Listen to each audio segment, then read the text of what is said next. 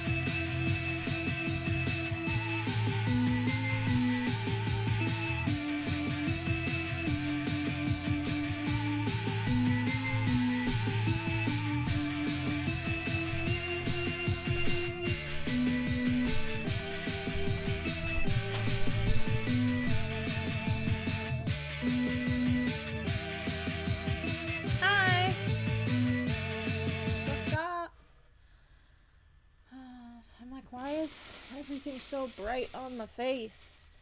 Hate it. That's not helpful.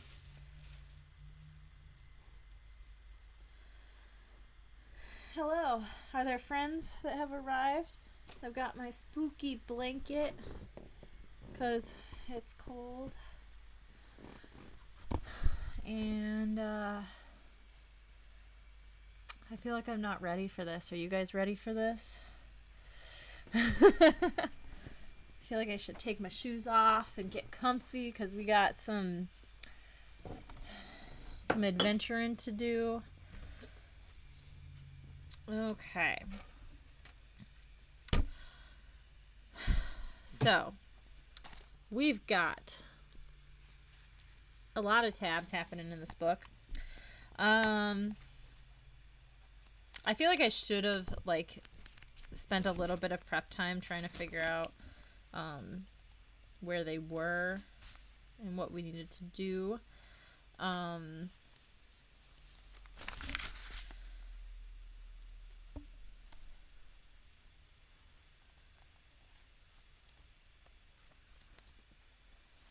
Let's see.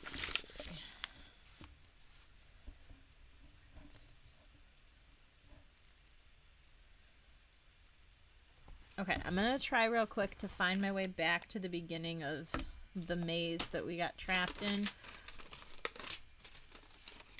Oh, you know what? I don't know if we can because I feel like we'd have to go back to when we went through the maze the first time to go find the thing we needed and then to come back through the second time.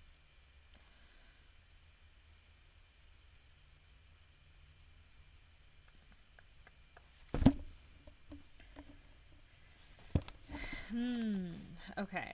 So what do we got? We've got this page. So 224 comes from 202. And we went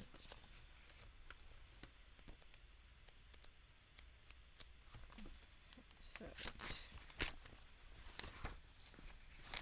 202. I don't know where 202 goes. Where 202 came from. How do we do this, you guys?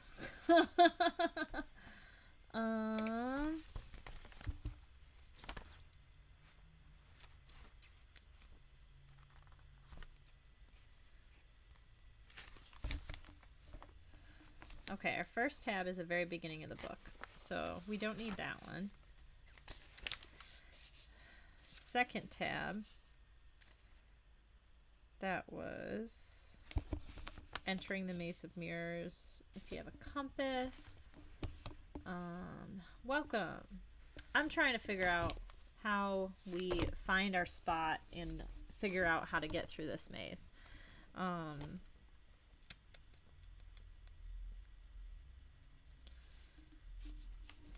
So there's just so many bookmarks. Okay, so then 40 goes to 6.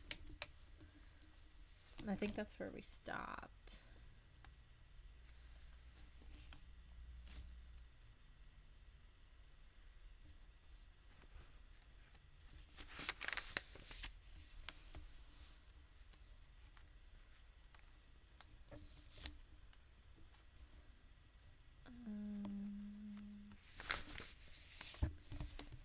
$100.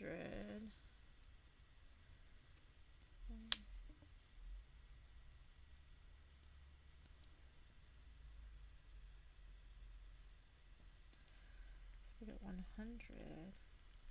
Okay, so I found page 20 is where we went into the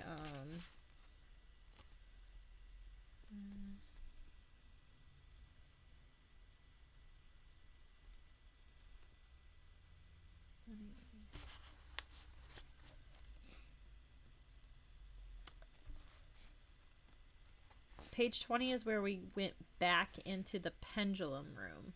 So, pendulum. And then we came from 100 for that, and then we came from 6 for that. So I found a backtrack line.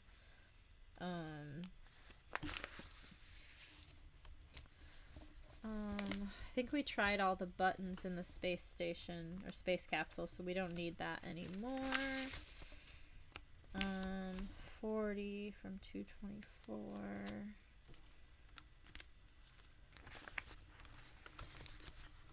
So 224 from 202. And then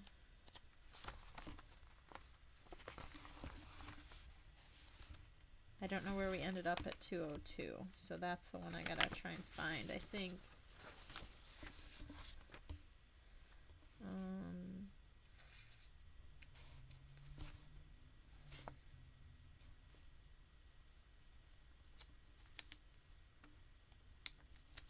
Okay, we already did the ant thing.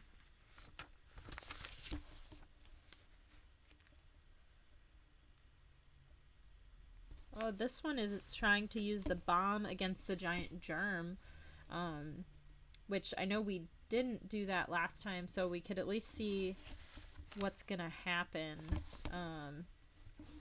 I think we'll still die, but let's see.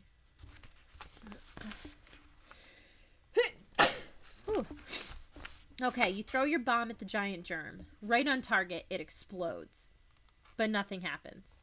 The germ keeps right on growing. Was it a stink bomb? Well, germs can't smell. A noise bomb? Whoops.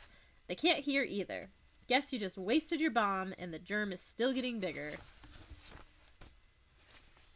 That takes us to 32, which is probably our germ death. Yep. That's our germ death. So we don't need that one anymore. Oh, thank you. Yeah, my allergies are nuts today. Just sneeze central up in here. Okay, so... Okay, in the maze of mirrors, you're surrounded by ghostly figures. They're all you reflected back in every direction. You're completely disoriented. How are you going to do this without a compass? Oh, that's the without the compass. So we don't need that one.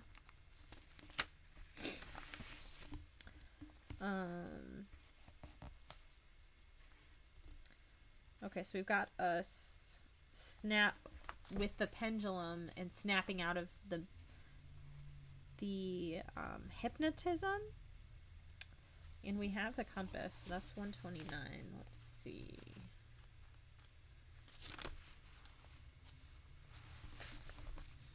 Okay, so we've got from 86, this pendulum, to 129.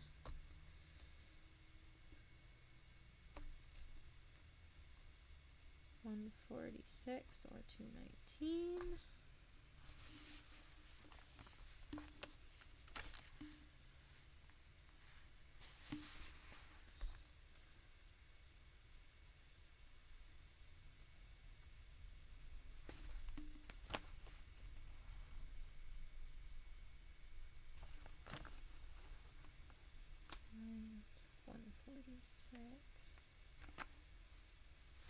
$219. Sorry, this is real boring, you guys. It will be more interesting as soon as I can get that one. Oh, we didn't do this one. So somewhere along the line, we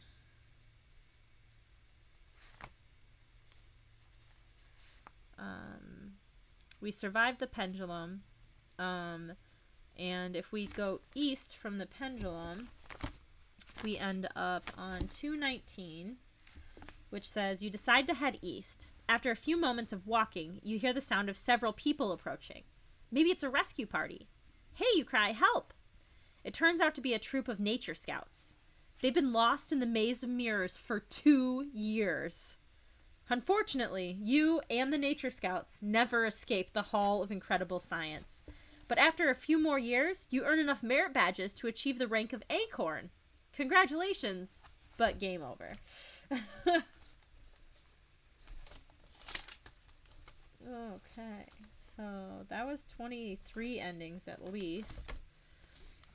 So that's not it. So 146 from 129. So we go to 146.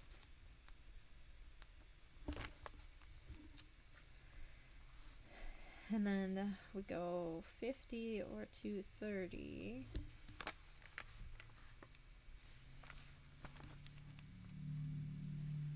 We don't need that.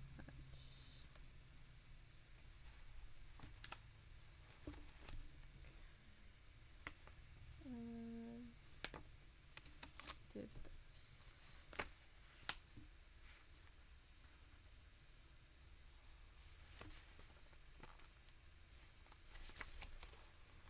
They leveled up in the maze. That's good. That's better than nothing. Okay, 50. Sends us to 4 or 95.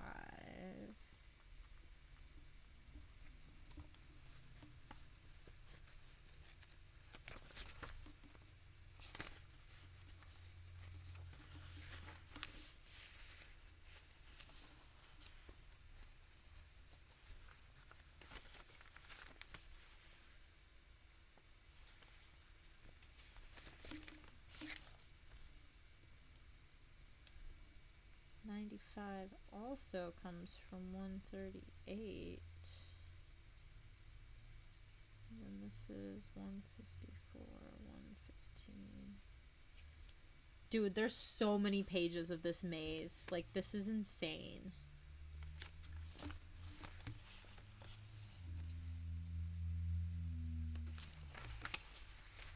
$138 is 95 or 6.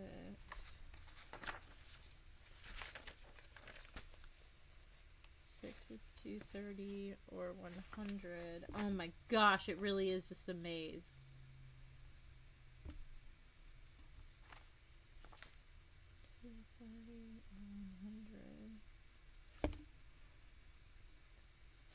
We completely underestimated this maze. I feel like half of these pages are just maze. 230 goes to 25 or 208.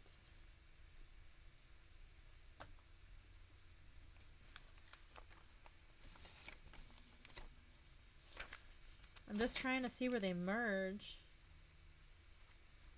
25 only goes to 43.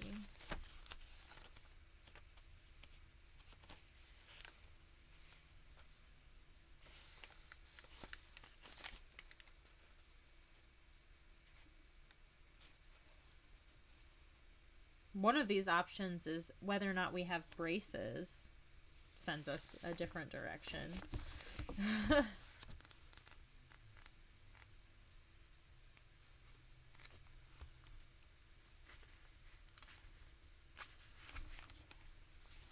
208 goes to 40 or 154. We know where 40 goes. 154 also comes from 95. What?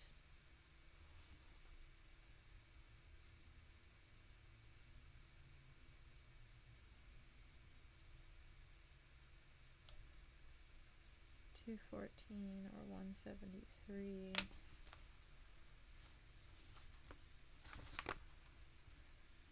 And from 154. Okay, we did go that way, and that goes to 236.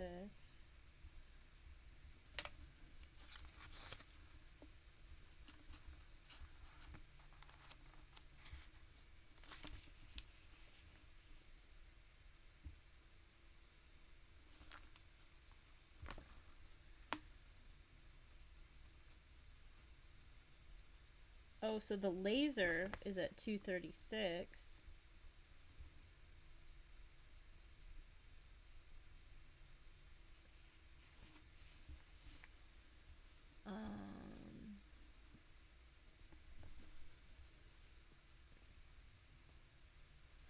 I don't think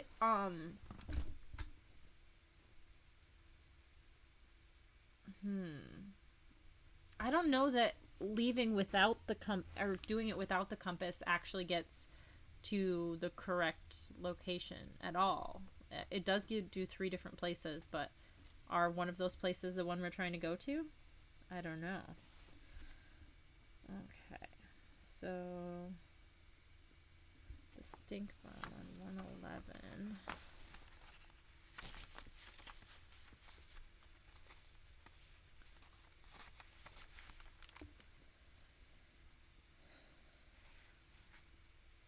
Okay, so 111 is us using the stink bomb.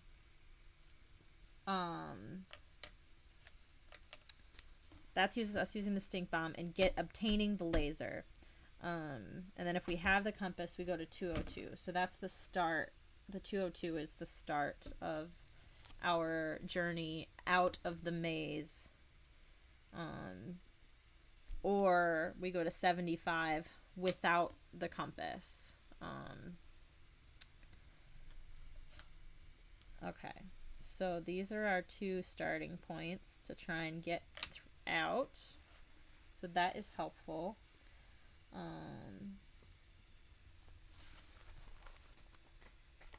100 goes to 219 or 20.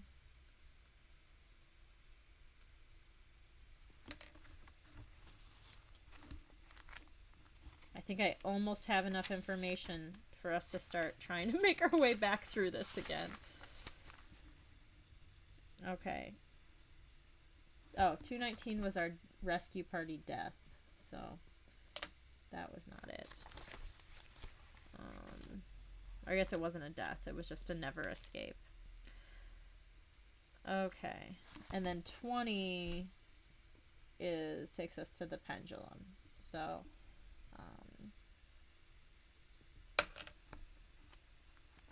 let me just double check a couple more of these tabs that are going around. We made the stink bomb, so we don't need that. This 129.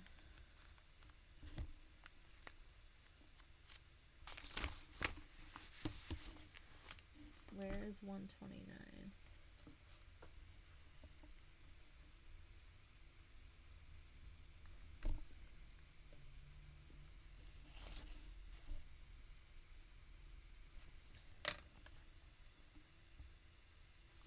Okay, so 129 is where we can start. 95, 138, 95.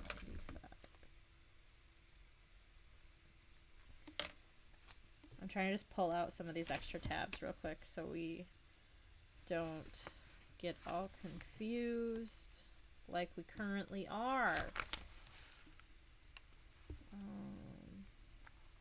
236. That was the laser. 123. Okay, so from 75, let's see. Okay, so 75 was us attempting the maze of mirrors without the compass, and there's 3 options. So the first option is to go to page number 4. So in 4, we stumble out the south of the maze and mirrors, and from there we have the option to enter the maze again with the compass or without the compass. So 4 does not get us anywhere. Okay, the second one is on 123, where we stumble out of the maze, hands covering your face. The room you've entered is filled with a swooshing sound. And so, okay, so that takes us to the pendulum on 167. And the pendulum is hypnotizing us. So we go to 106.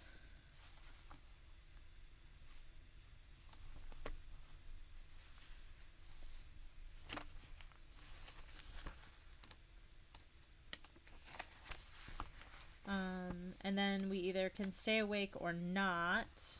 And that's 185. So 185 is we fall asleep and the spikes kill us. Or 86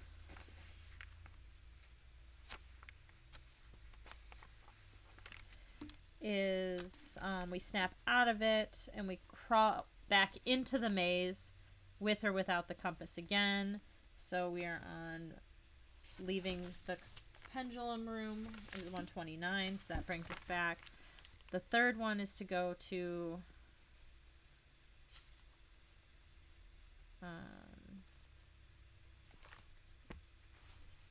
I lost my place. What page was I on?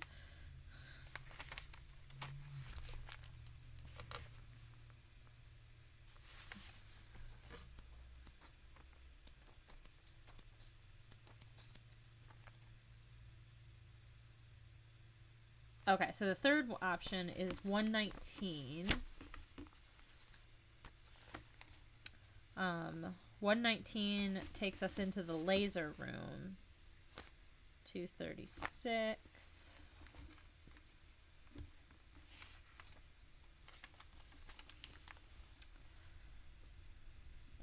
And then we use the stink bomb on 111.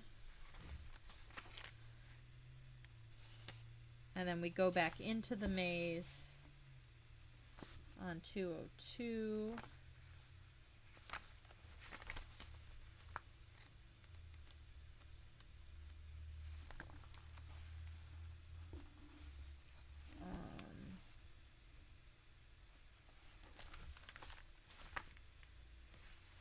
Okay, so 75 just sends us back. So definitely have to go through the maze with the compass. That is the only way. Okay. So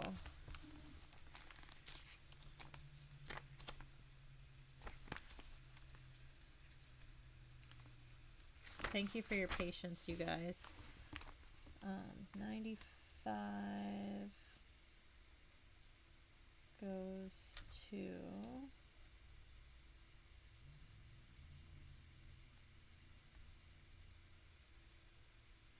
214, 173.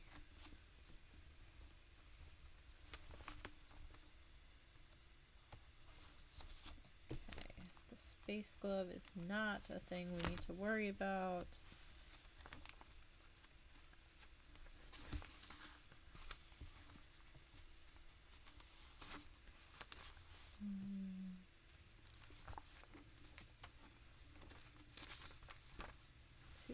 Two, that's our starter.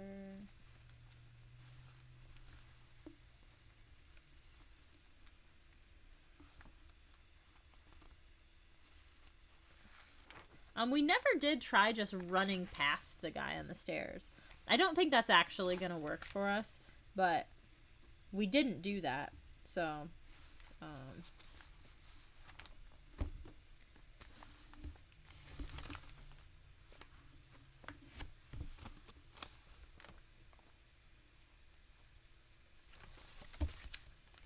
okay, I've eliminated so many of these. So the only ones I left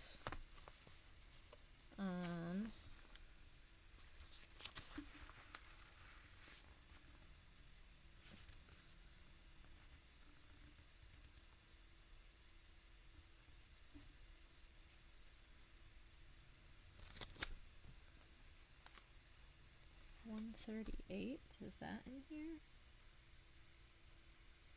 138 goes to 95 or 6.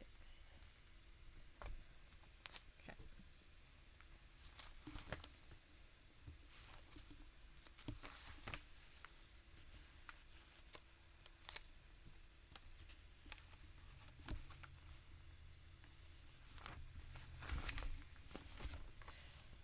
Okay, look what we've narrowed it down to, you guys. Look at that. That's not a lot. Okay, we're gonna do this. Let's figure out this maze. So real quick, let's go a summary of our map. So, okay, so here's our map.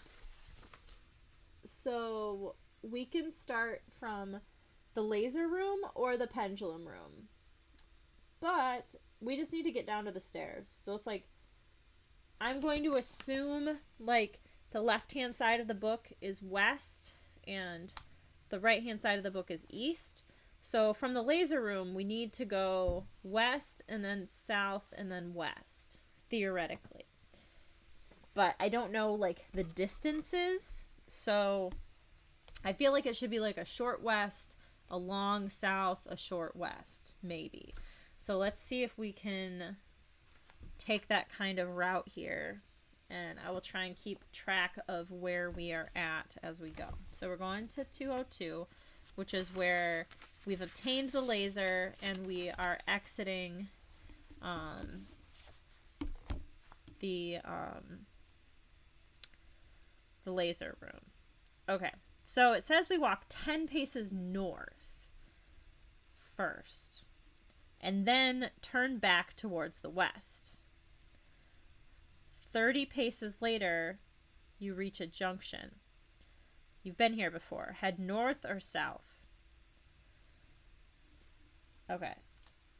I'm going to assume, like, we're already on the upper portion of the map if we're coming from the laser room. So I think we only need to go south. So we're going to 224. You decide to head south. 30 paces later, you reach another junction. You can go further south or head to the west.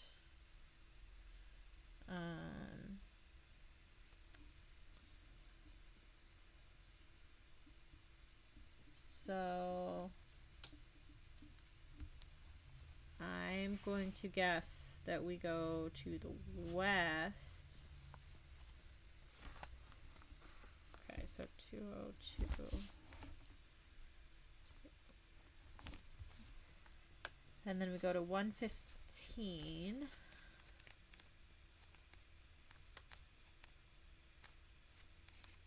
Oh, you know what I just realized? Like, it's a maze, so we're not just going to be able to walk over and then down and then over.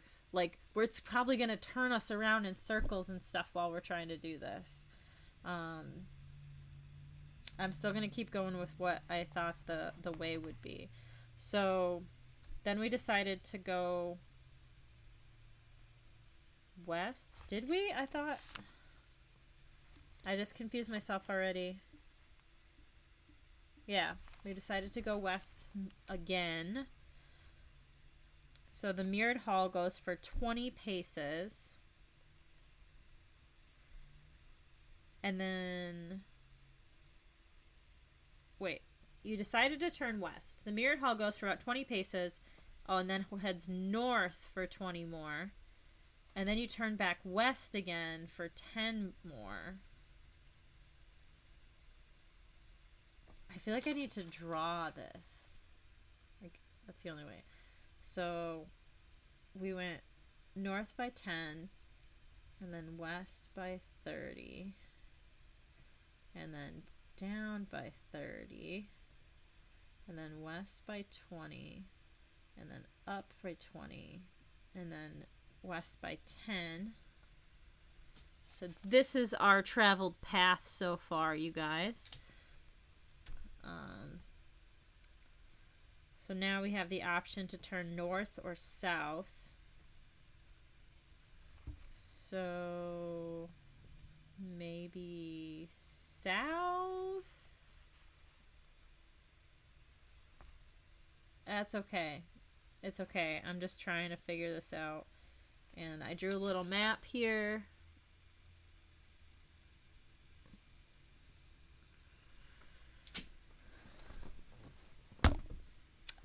This is like, how do I draw all this out? I started in a bad spot. I already hit the edge of the page, so that's frustrating. Hang on. So we came from...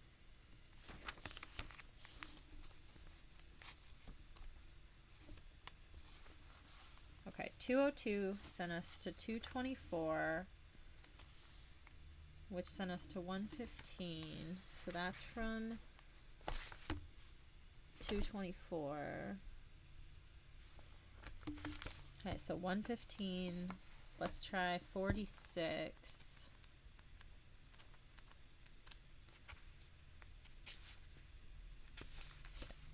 From 115. I'm making sure to write down which pages we were on so that we can kind of get through that stuff. Okay, so from where we were at, I'm going to pick up,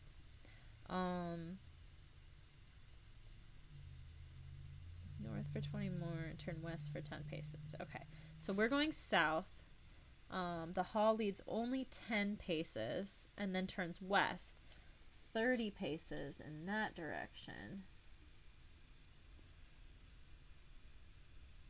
And then you reach another junction where you can go north or south. And I still think we should go south, which would be to 50 from 46.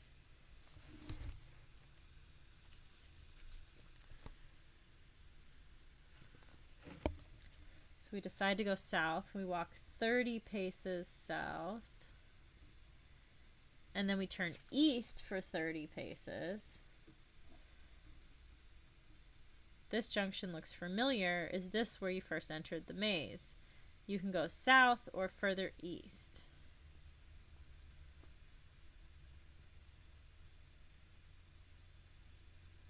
It was 30 paces south.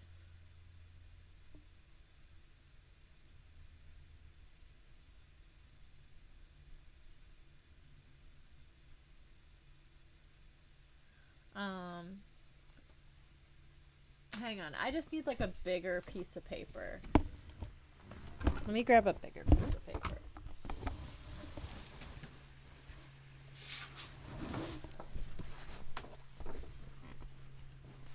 Okay.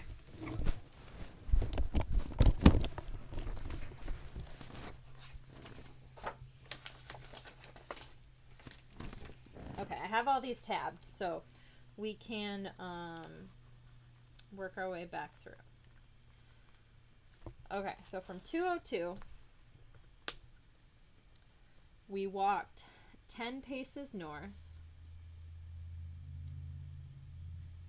and then we turned west, and we went 30 paces west.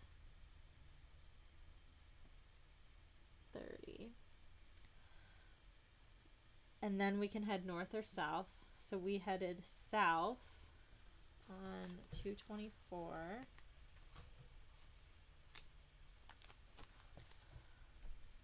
That was 30 paces south.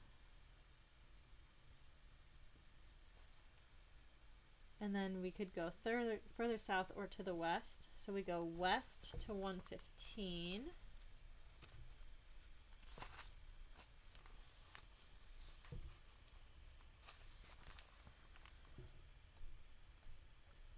And then we went 20 paces to the west. And then north for 20. And then west for 10. And there's another junction. Oh, I guess I could add, like when there's a junction, I can add a line to indicate like the ways we can go. So that makes sense. That's what you were saying. Draw out the optional directions we didn't take. That's smart. North or south? We chose south on 46. And then that was only 10 paces. And then turned west 30 paces. And then we had a north or south option. We chose south again on 50. We got 30 paces south, and then east for 30 paces. And then this is where it thinks we entered the maze. And we have the option to go south or to continue going east. Okay, I'm going to go back to the other ones. I'm trying to draw this as close to scale as I can. So 202 was, we went northwest.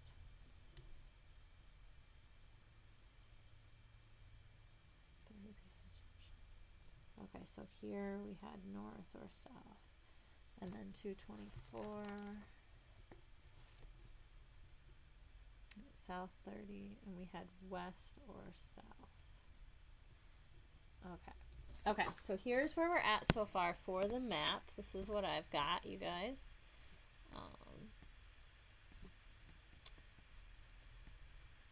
I wish I had could put the camera so that you could see the map that I'm drawing. I don't know if that's gonna be possible.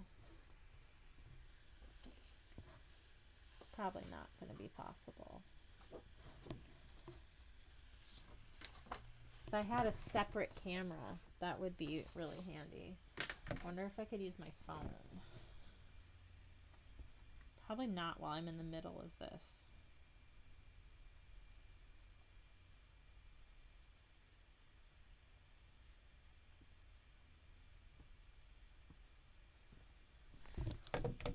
Okay.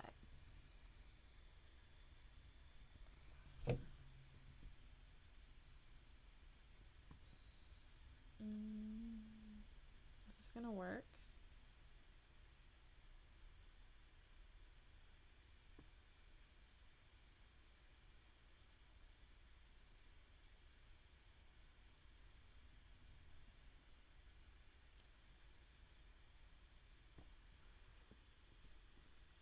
Can you guys see my other camera or just me? I don't know what this is doing.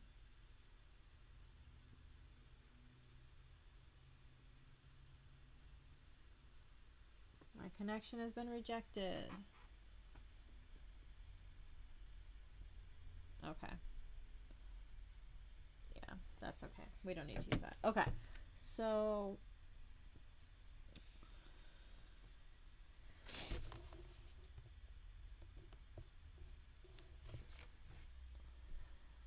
this was page 202.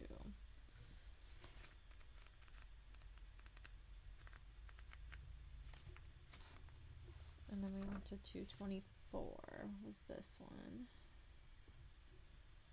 And then we went to 115.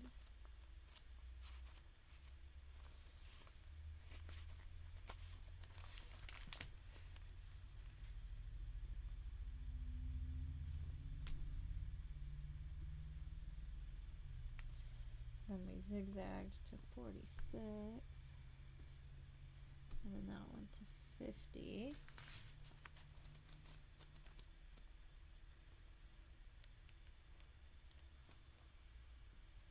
And then that took us south and then east. And now we have the option to go south or further east. So I'm going to guess, let's keep trying this southwest type of thing. So this is us going to page 4.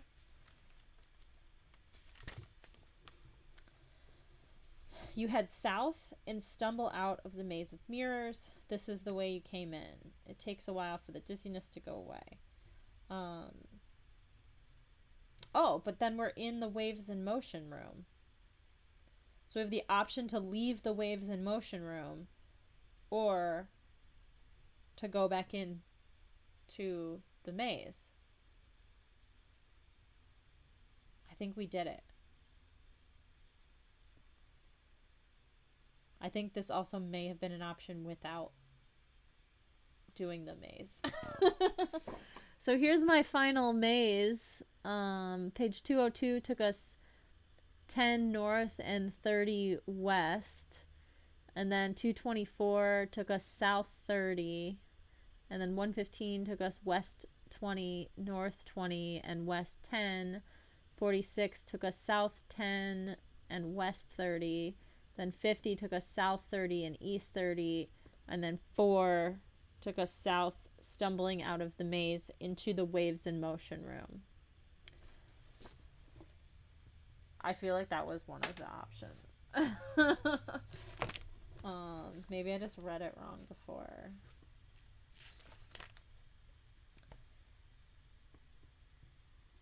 Well, either way, I think we made it out of the maze, you guys. So we're gonna leave the waves in motion room on 194.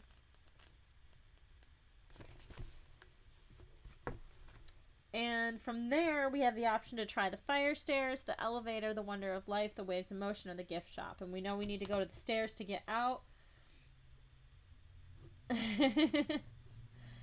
And we're going to 190. We have the laser, so we should be able to beat the visible man. Let's go to 190 and see what happens. Okay, we decided to go back to the fire stairs. You've got to face the visible man sooner or later. As you walk up to the doors, you gulp. He's still banging on them from the other side. He sure doesn't give up easily. How do I fix this? There we go. You ready yourself to open the doors. Choose your weapon, but remember, you can only use an object that's in your inventory list. Do you guys want to go through the other options to see? We should see what the other, like, endings were.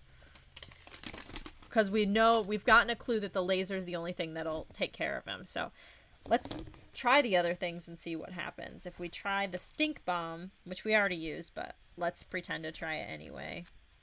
On 114. You ready your stinky jar and fling open the doors. The visible man dashes through, and you hurl the stink bomb to the ground. Ew. The smell of rotten meat and old locker room and cabbage soup fills the air. You and the visible man fall choking to the ground.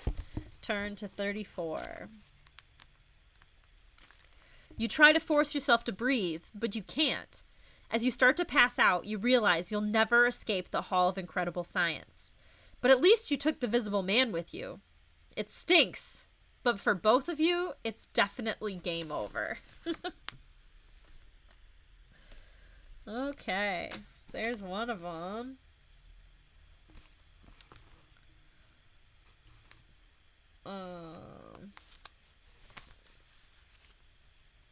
I already lost track of my place. 194.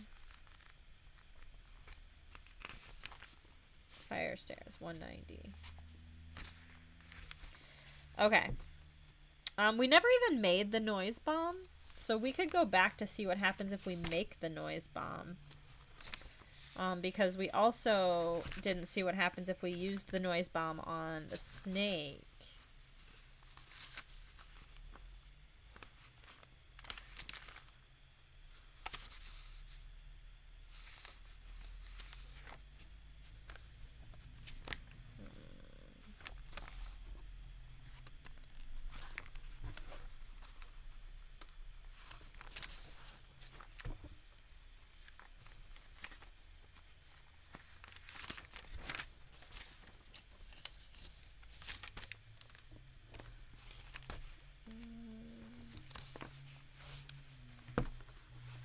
Okay, we made the smoke bomb, right? And that didn't turn out good for us.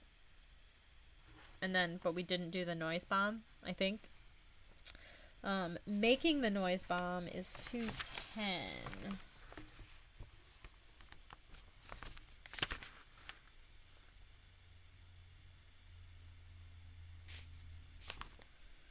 Noise bomb is 210.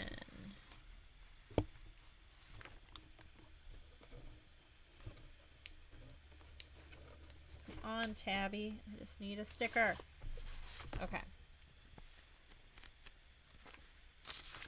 210. If we make the noise bomb, You decide to make a noise bomb. You follow the directions carefully, mixing chemicals in a little test tube. You wind up with a jar of red goo. You're very careful as you screw on the metal cap. If it breaks, kaboom! Write noise bomb on your inventory list and then leave the gift shop smiling. It's about time you did some of the scaring around here. And then we go to 194, which is where we were,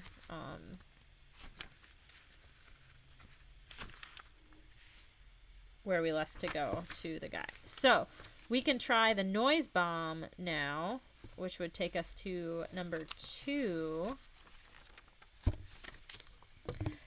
Noise bomb in one hand, you fling open the doors. The visible man bursts through. You throw the noise bomb. Kaboom! You clutch your ears in pain. You can't hear a thing. As you dash for the door, you hope the visible man is too startled to stop you. But you feel his slimy grip on your throat. Guess the surprise is on you. Game over. That's 25-ish. Okay. Let's see what happens if we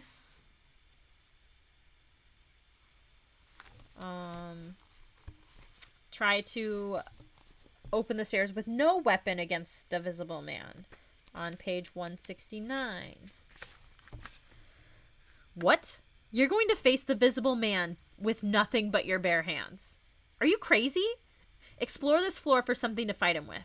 After all, anything is better than nothing. Check out the map on 205 and then turn to 194. Okay, well, that's not an option. So we are now finally going to attack the invisible man with the laser on page 51. You steady the laser and fling open the doors. The visible man barrels through. He reaches for you with his slimy hands. Bare muscles clutch for your throat. Take that, you yell, firing the laser in his face. Ah! His bubbly voice screams. The beam of light is blinding him. He tries to close his eyes, but he can't. He doesn't have eyelids. He covers his face with his hands, and you duck past him onto the stairs. But you hear his squishy footsteps behind you. Turn to number 80. Thinking fast, you turn and fire the laser again. The visible man keeps charging, but he's blinded by the ruby rays of the laser. He starts to fall, and you duck out of the way. Just in time, he tumbles past you, falling all the way to the bottom of the stairs. You swallow nervously when you see the result. It's bad to fall down the stairs when you have no skin.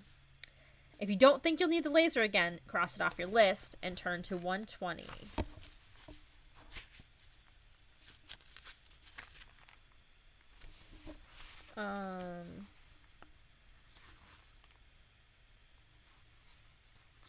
That's pretty gross, yeah. I'm going to go back before we go forward here to the part where we first when we first saw the visible man, and we chose to duck into the 3rd floor. I just want to see what would have happened if we had just tried to run past him instead. On 228. You're pretty good at dodgeball. You decide to run past the visible man. You leap onto the handrail of the stairs, and in an instant, you're sliding quickly downward. You're going to make it. Turn to number 7.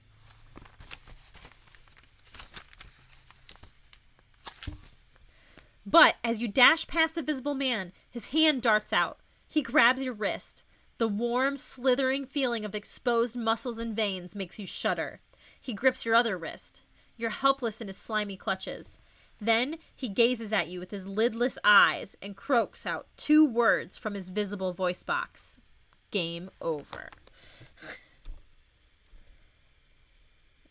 Okay, that's 26-ish. Okay. So now we're going back to 120. Your walkie-talkie suddenly cackles to life. Great job, PDA's voice announces. You froze the supercomputer again. Does that mean it's dead? You ask hopefully. Not really. Just knocked out for a few minutes, PDA explains. The supercomputer was controlling the visible man. After that fall, the computer's going to have one big headache. So, can I leave now, you ask? You can try, PDA tells you, but I doubt there's time. Just watch out for the... And then the tinny voice is consumed by static. Turn to 237.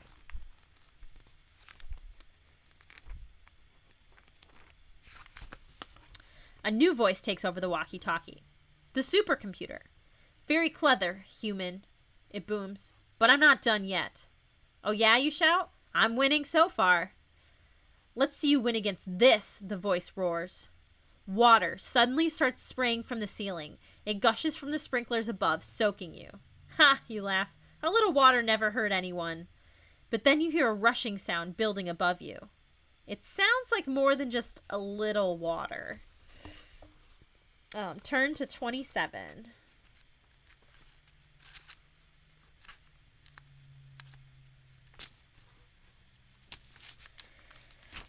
The roaring increases.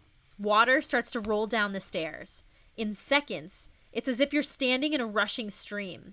You tear down to the first floor. The sooner you're out of this place, the better. You run as fast as you can, but you hear a torrent building behind you. Can you make it before you're crushed by the water? Can you make it to the door? Roll to find out. Does anyone have dice? I can probably find some, but I didn't prepare that. If anyone has it already, that's helpful.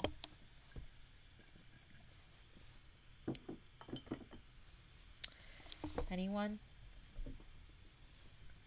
You got one. Okay. If we roll 2 6-sided die, if you roll 8 or higher, we go to 139. If we roll 7 or lower, we go to 175. Okay, we're going to 175.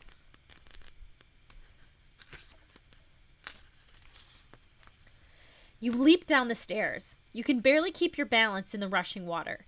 A huge wave roars behind you, big enough to crush you. But the door to the first floor is right in front of you. You fling it open and shut it behind you just in time. The water crashes against it, but then flows on down into the basement. You made it. There, about 100 yards away, is the main entrance to the hall.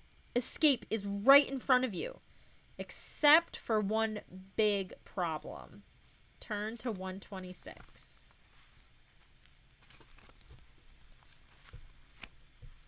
Uh-oh. What's going on 126?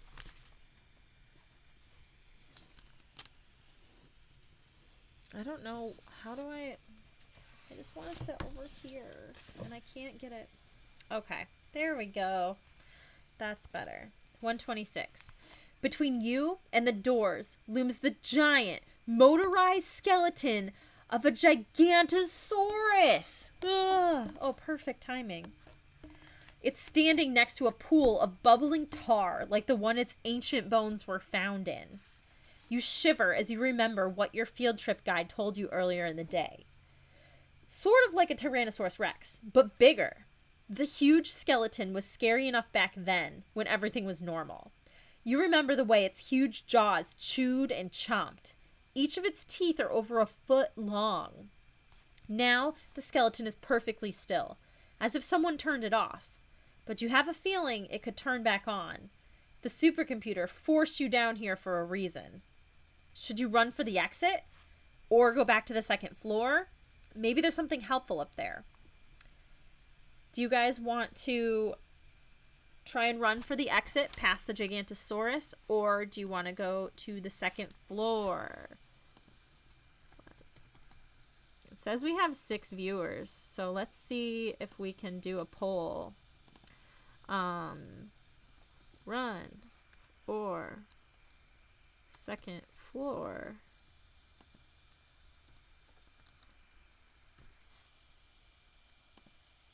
Okay, poll is started.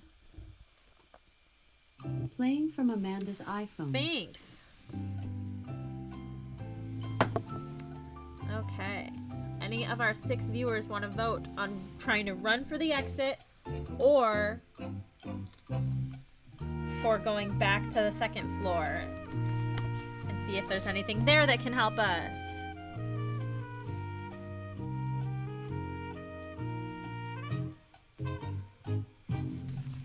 We got about 30 seconds left to vote. We're tied. We got 1 vote for run for the exit, 1 vote for the second floor.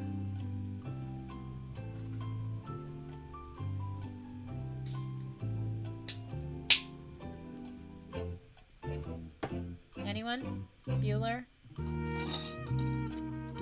Oh, Martha's back too! Oh. Okay, well just tell me what you want.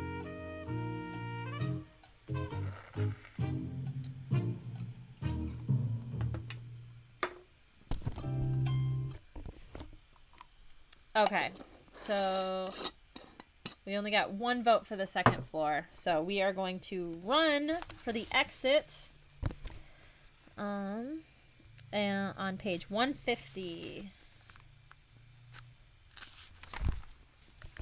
You dash for the exit. You want out of here now. You run as fast as you can. The doors seem so close now. You can almost taste your freedom. But as you hurtle past the huge skeleton, you hear an ominous clanking. Oh no, it's coming to life. No sweat. You can outrun a pile of old bones, can't you? Or should you try your laser? It worked on the Visible Man. If you want to use the laser, we'll choose option 1. Or if you want to try and outrun the Gigantosaurus, we'll choose option 2.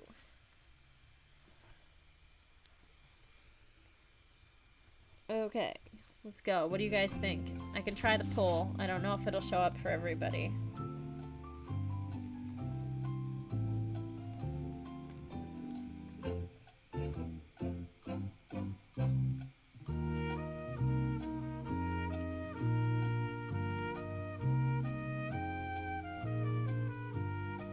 Has no eyes. It's animatronic. I mean, the supercomputer seems to be able to control everything, regardless of whether or not it should actually be able to do the things it's doing, so...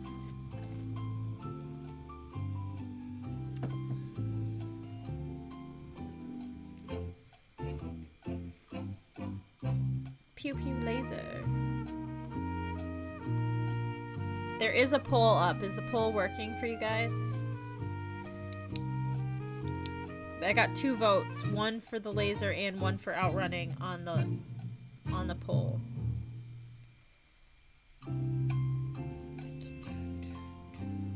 Ooh, 2 for outrunning.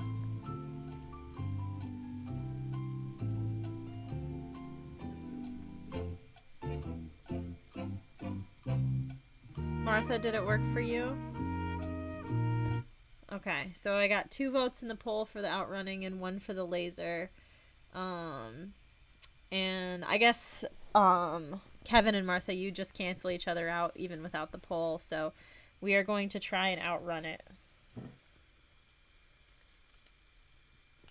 Negative Ghost Rider. Okay. We're going to outrun it on page 66. You keep running. The whir of the motors and the clatter of bones come from behind you. You feel the ground shudder with each giant step. Will you make it to the doors in time? Can you make it to the doors? Roll to find out. If you roll a 7 or higher, you go to 181. If you roll a 6 or lower, we go to 42. What do we got, Christina?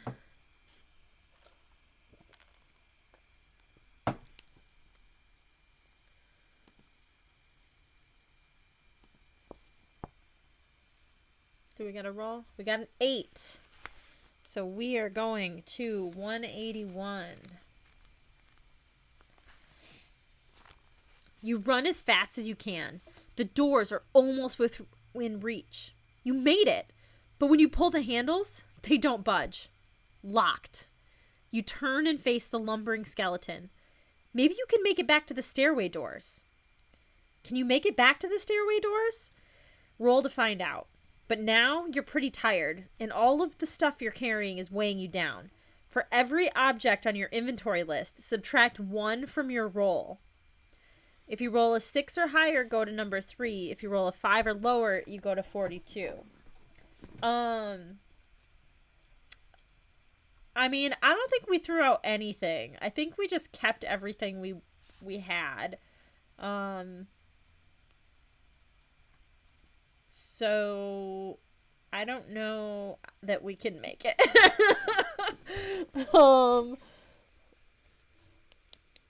We did leave the key behind because we didn't need that.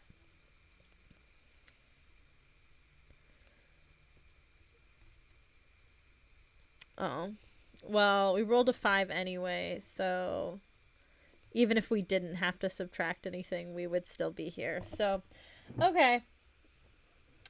We're just gonna ride this out and see where it goes. We are going to number 42.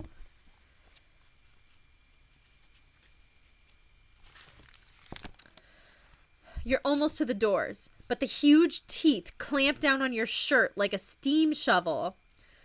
The skeletal dinosaur lifts you into the air. It carries you back to the pool of bubbling tar.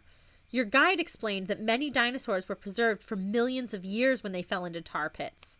As the dinosaur holds you over the tar, you wonder if someone will find you too, in about 1,000,000 years. Great. Even after all that time, you'll still be stuck in a museum. Game over. Okay, that's at least 27 on the ending report. Okay, let's assume we didn't have our pockets loaded full of all kinds of junk that we didn't need anymore, and that we could roll higher and go for the 6, and we'll go to number 3. You dash back towards the dinosaur. It plants itself in your path, rearing back legs in a silent roar. You decide to slide between its legs. You shoot across the marble floor of the museum. The skeleton searches the floor behind you. It's not very smart. With a few more steps, you reach the doors and bolt into safety of the stairwell. You made it.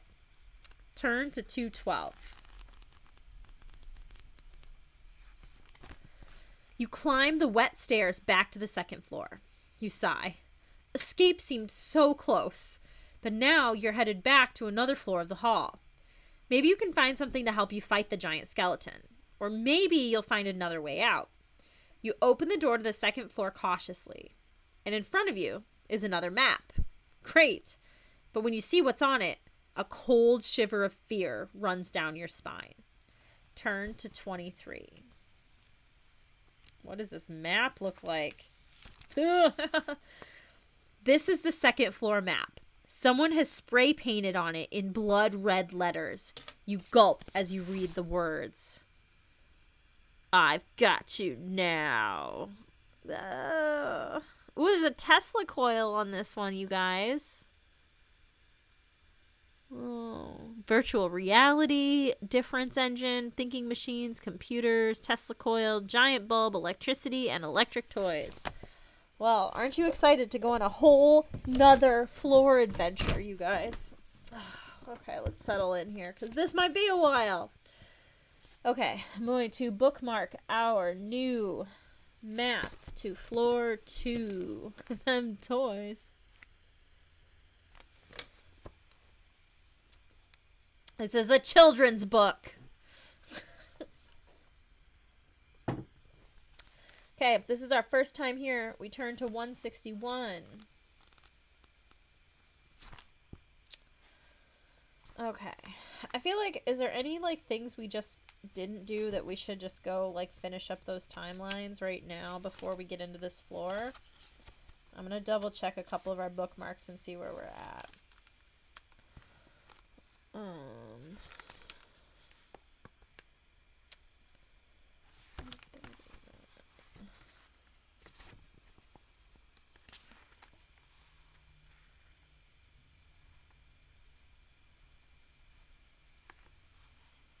Okay, so, oh hey, welcome to round 2 of this book. You're just in time for us to hit floor 2 of this 4-story building.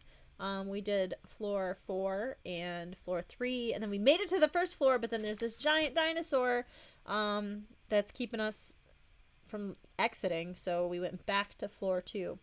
But we're going to finish up some stuff before we actually get on with this whole other floor. So when we were trying to get down the stairwell and the water was rushing behind us, and we had to roll to find out... well, it's not the dinosaur. It's actually the museum we're in is the Hall of Science, and it's under the control of a evil supercomputer, and the supercomputer just took over a model dinosaur skeleton that happened to be in the lobby.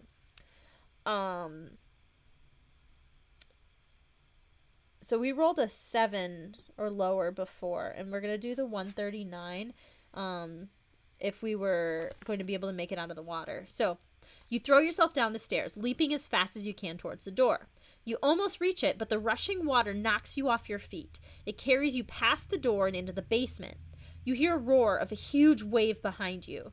You struggle to regain your footing, but you can't stand. You glance up to see a zillion gallons of water headed towards you. Turn to 128. The water carries you into a huge drain in the basement floor. Gross. You're sloshing into the sewage pipes. P.U. As you swirl around and around, you think, this ending really stinks. Game over. Oh. Okay, so that one's out of the way. So that was at least ending 28. I'm convinced that I probably missed at least 1 or 2 last night. What else do we got in here real quick? We didn't try to use the laser on the Gigantosaurus on 177.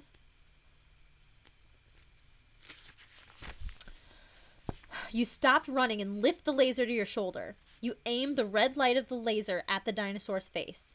Take this, fossil breath, you shout. But the creature keeps clanking towards you. You gulp as you suddenly realize something. The skeleton doesn't have eyes. The laser can't blind it like it did the visible man. The gigantic skeleton towers over you, reaching for you with its foot-long teeth. Looks like it's game over. 29 at least. Okay, so this is funny because in that previous roll, when we were like, for everything we were carrying, we had to subtract. But like, okay, so we have a boomerang, which those are like really large. We have this laser, which apparently we had to lift onto our shoulder to use it on the dinosaur. We also have a fire extinguisher with us, a compass, a walkie-talkie, and what was the other thing? We used the stink bomb. Oh, and the space glove. So we got 1 space glove carrying all of this giant stuff as we run through this museum. So that's kind of hilarious. Okay, so we tried the laser on him. We don't need that tab.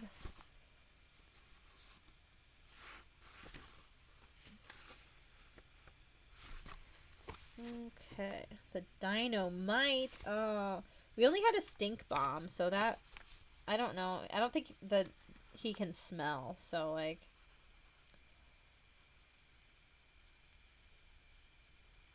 go back to the second floor on 212. Is that where we ended up here?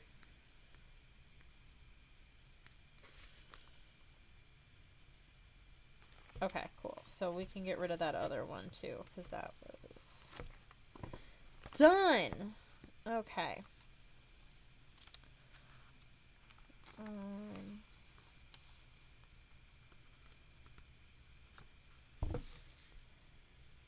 We rolled the 8. 42. Did we do this one? Yep, we did that one. 81. Sorry, I'm just trying to eliminate all our options here. Okay, we did that one too. We are. Oh, we did that one.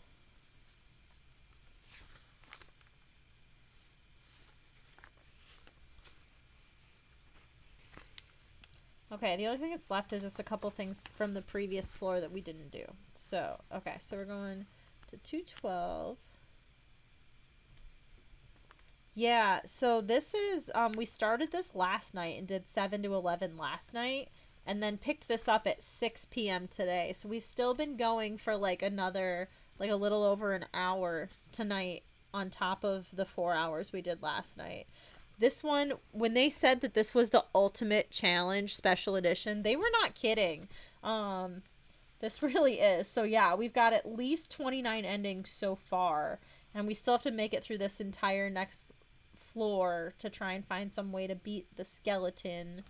Oh, that too. It is. I don't know. It's just Special Edition number 1. But there are...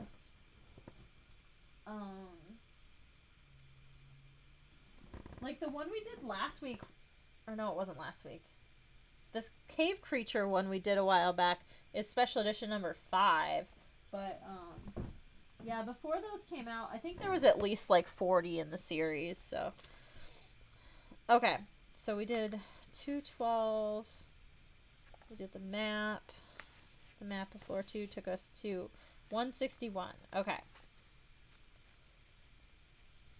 So, we are on level 2. There are 4 places we can get to from here. One is the elevator, if you're brave enough. There's also the fire stairs. They lead down to the exit, and also to the Gigantosaurus. There's a room called Electricity, and the other room is called Thinking Machines. It's full of computers. That's where you were when you got the weird message from PDA, back before everything went crazy. What did it say?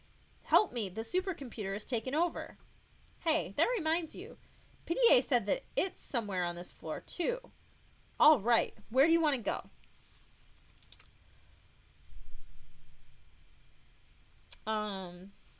We're not going to even have the option of the fire stairs or the elevator because we know that we have to search this floor. So do you guys want to try the Thinking Machines room or do you want to try the Electricity room? Got our thinking music. Goosebumps did go hard on the Choose Your Own Scare, which is solid, like, because these books are a lot of fun. I mean, we're all, like, in our 30s enjoying the heck out of these guys, so I don't know.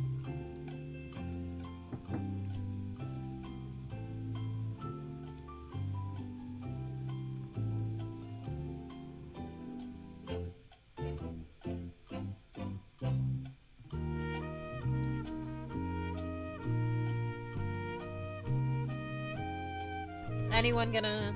Come on, people, tell me what you want to go. I didn't start a poll because it's not working for anyone. So, my bad. I guess I didn't tell you to just tell me where you want to go. Tell me if you want to go to the Thinking Machines room or the Electricity room. The Thinking Machines room. I just remembered that I brought cheese with me. Because this is a less professional stream. Because this is round 2 and I'm tired.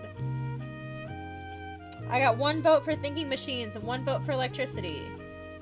2 votes for Electricity. 1 vote for Thinking Machines. Electric City. How about Electric Avenue? You have until I finish eating this cheese stick to make your decision.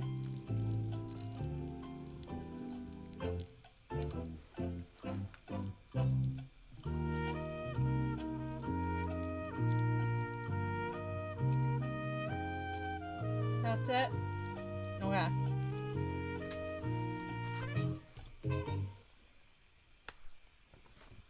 The decision has been made. We're going to the Electric City room first. On 227. As you enter the Electricity room, it fills with light. The light comes from a huge bulb standing right in the middle of the room. Along the walls are electric cars, electric toys, even little electric models of the big dinosaur downstairs. But the weirdest thing is a huge coil like a TV antenna with lightning bolts rising up between the 2 rods every few seconds. Something a mad scientist might have. The label underneath it says Tesla Coil. Then a strange thing happens. Turn to 132. Also, by the way, these are not any old cheese sticks. These are pepper jack cheese sticks.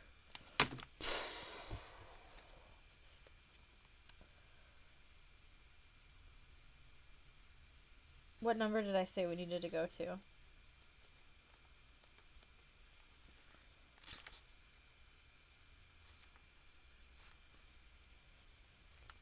$132. There's still so much story. Yeah, I'm like, how did we not do that? Because I was thinking at first, I'm like, okay, I know the pages are like split in half, so like that's like a bigger thing, but each page is only half is the size, so like it shouldn't be this much story, but somehow there is. Okay, we saw the Tesla coil, and then the little electric dinosaurs start to stalk towards you. They have solar panels on their heads, like shiny mirrors. That must be where they get their energy. Wow, cool. But your heart jumps when you notice their long, sharp teeth. Their little jaws make a clicking sound as they come closer. They're surrounding you. What should you do? So quick side story, because I just think this is funny and relevant. So I have this, like, I don't know if it's a memory or if it's a dream that I had. So I have this, like, memory of watching a movie when I was very young. And the movie was, like, these people were stuck on this, like, it was like an island. There was like beach and there was like a cave. And they had like gone into this cave, and then all of these like dolls, they were like, you know, like porcelain dolls, were like coming out of the cave towards them, but they all had like sharp metal teeth. And all of these dolls just had these metal teeth, and they were like coming to get these people. And I don't know if that's a movie. It may have been a movie from like the 60s to 80s, or it may have just been a dream that I had as a child, because I watched a lot of scary stuff when I was real little that I probably shouldn't have.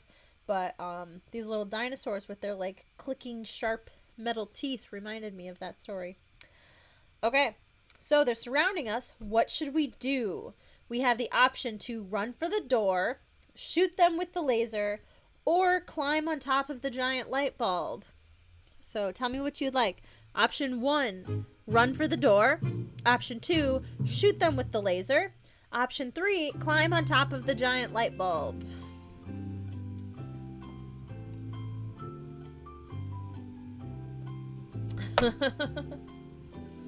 I'm like, I mean, I guess I don't know exactly how it's set up, but like depending on how big the light bulb is, like how do you get like a grip? Like what do you like brace yourself on to get on top of this giant? Oh shit. This sounds like the worst choice. I got 1 vote for the light bulb and 1 vote for the laser. We got a couple other people. What about Martha? Kevin? Any of the other 8 people that are here? There's 4 other strangers here that aren't voting. Okay, we got 2 for the light bulb. 1 for the laser. Give you like 5 seconds.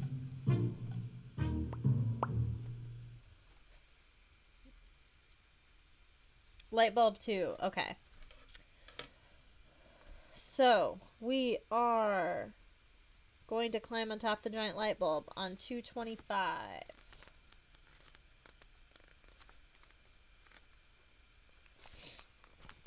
Climbing on top of the giant light bulb seems to be your best bet.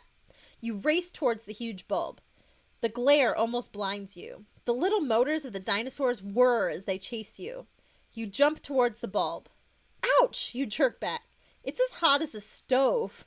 You swallow nervously as the dinos close in. But then you notice something that gives you hope. Turn to 189. At the base of the bulb is a big light switch. Should you flick the switch? Maybe the light will go out and the bulb will cool off enough to climb on top of it. Or should you run for the door? I will try the pull thing again.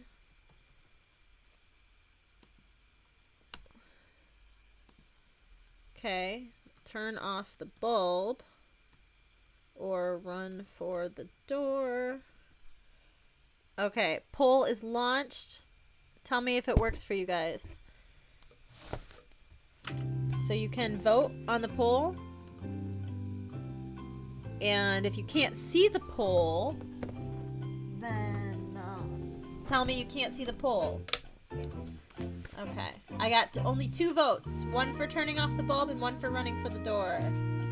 Martha's back on the poll. Excellent.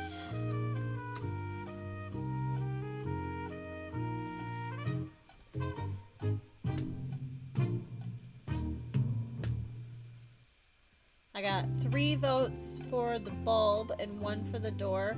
There's probably about 20 seconds left in this vote.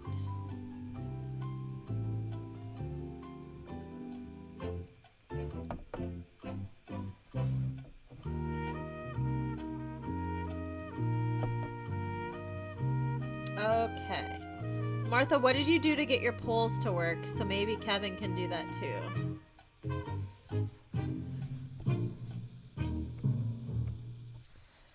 Okay, turn off the light bulb was our winner. That was a smart choice because they were solar powered. Okay, turn to 165.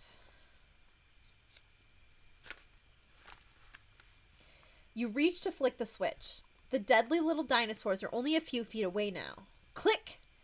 The room plunges into darkness. You can't see a thing. You wait for the tiny teeth to chomp your legs, but nothing happens. Finally, your eyes adjust to the darkness, and you can't believe what you see. Turn to 118. The little dinosaurs have stopped moving. Of course, they were solar powered. They needed the bright light from the giant bulb to give them energy. In the dark, they're like toys without batteries. You beat them. You wish PDA could see you now. That gives you an idea. You pull out your walkie-talkie and push send. Hey PDA, you whisper. It's me, over. The walkie-talkie pops once, and then a voice answers. Go to 11. Good work, PDA responds. You're getting closer to me, but you'll need an electric motor to help me. Over and out. You step carefully over the motionless dinosaurs and glance around the room.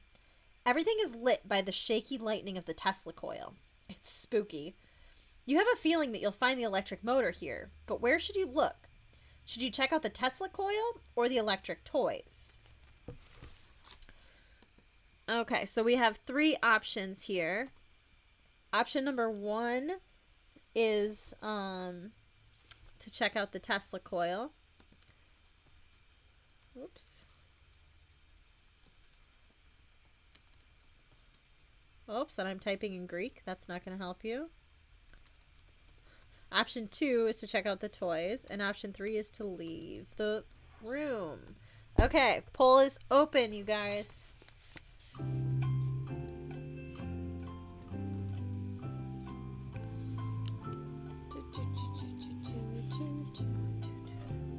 Option 1, check out the Tesla coil. Option 2, the electric toys. Or option 3, to leave the electricity room. And we are looking for an electric motor.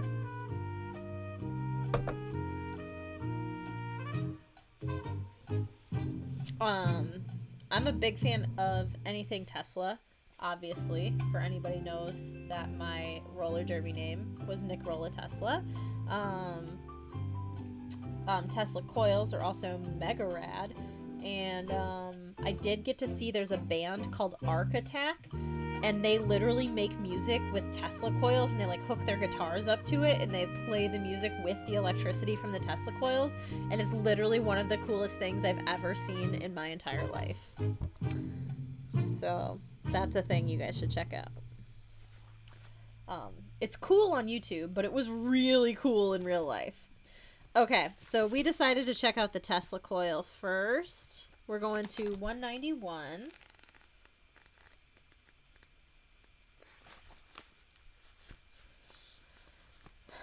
You walk over to the Tesla coil. As you get closer, your hair stands on end. Not because you're scared, it's just the static electricity from the big coil. There's a zapping noise every time the lightning bolts travel up to the antenna. Maybe you could use it to zap the Gigantosaurus. Can you move the coil? Or should you check out the electric toys? What's this 191 thing? That's the page number. What are you doing? You're confusing me. Okay. So, I mean, we voted to check out the Tesla coil, so I'm going to go ahead and just choose the option where we try to move the Tesla coil rather than leaving and going to see the toys. Because, like, what's the point of going to look at it and be like, oh, never mind, we're not going to do anything here. So, we're going to move the Tesla coil. Turn to 172. You bend down and shove at the base of the Tesla coil. The static electricity gets stronger. The hairs on your neck stand up. You feel as if spiders were walking all over you. And for some reason, the lightning bolts are getting bigger. And then lightning leaps from one of the antennae. You fall back. The bolt just misses you. Another bolt of lightning shoots out, and another. You take off, but will the next bolt hit you? Can you escape the lightning? Roll to find out. If you roll an 8 or higher, we're going to 204.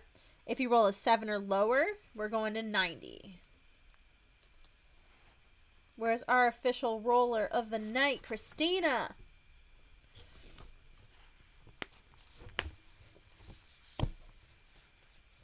We rolled a 9. We're going to 204.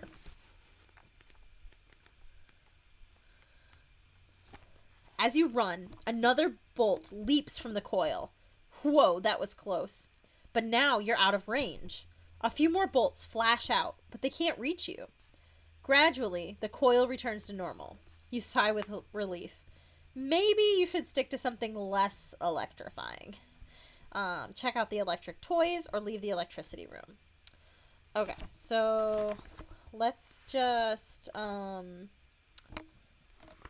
finish up our Tesla coil storyline.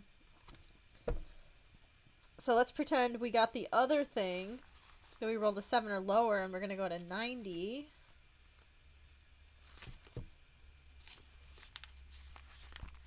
You run for it, but not fast enough. A bolt of lightning jumps out from the Tesla coil. It's like a long, white-hot finger tagging you right on your head.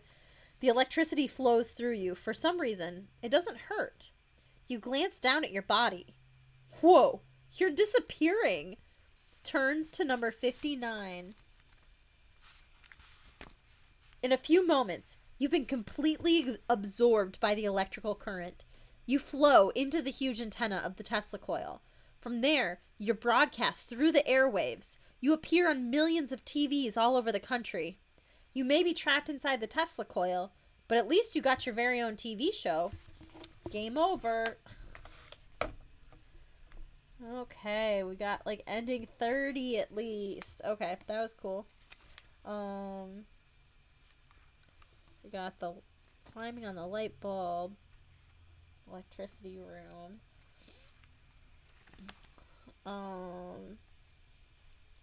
Flick the switch, run for the door. Move the Tesla coils. This would take us to 74 for the electric toys.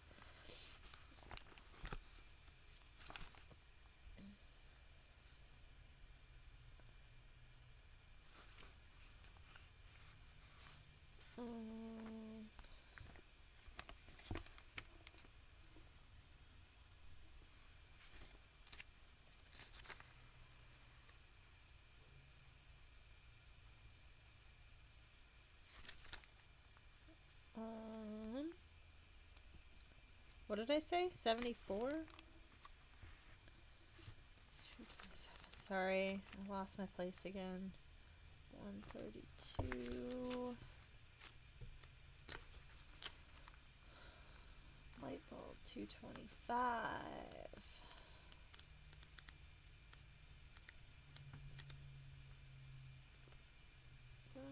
189. To Let's follow my way back. Switch 165.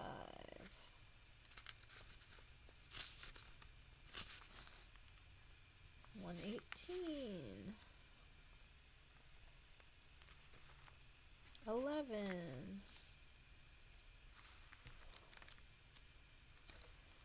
Okay, check out the electric toys. 74. Okay. We did the other one. We are going to 74. You head over to the electric toys. They don't look very scary, but you keep your distance as you look them over. There's no telling what they might do. There are little robots, trains, all kinds of stuff. They're all powered by electric motors. There's a working model engine on a stand in the display. Hey, just what PDA told you to find. You pick it up. Write electric motor on your inventory list. All right, you have what you need. Now it's time to go. Turn to 13. You're about to leave the electricity room when you notice something different about it. It's not as dark as it was. The giant light bulb is slowly coming back on. You realize that the switch must just turn it off for a few moments to let it cool down. The little dinosaurs are starting to come back to life. Oh no, run for it. Roll. Can you make it to the door? Roll to find out. If you roll a 9 or higher, we'll go to 116. If we roll an 8 or lower, we go to 197. Wait, why is Ryan talking about butts? I'm confused. Okay, we rolled a 7. So we are going to 197. Oh, toys. Yeah, that makes sense.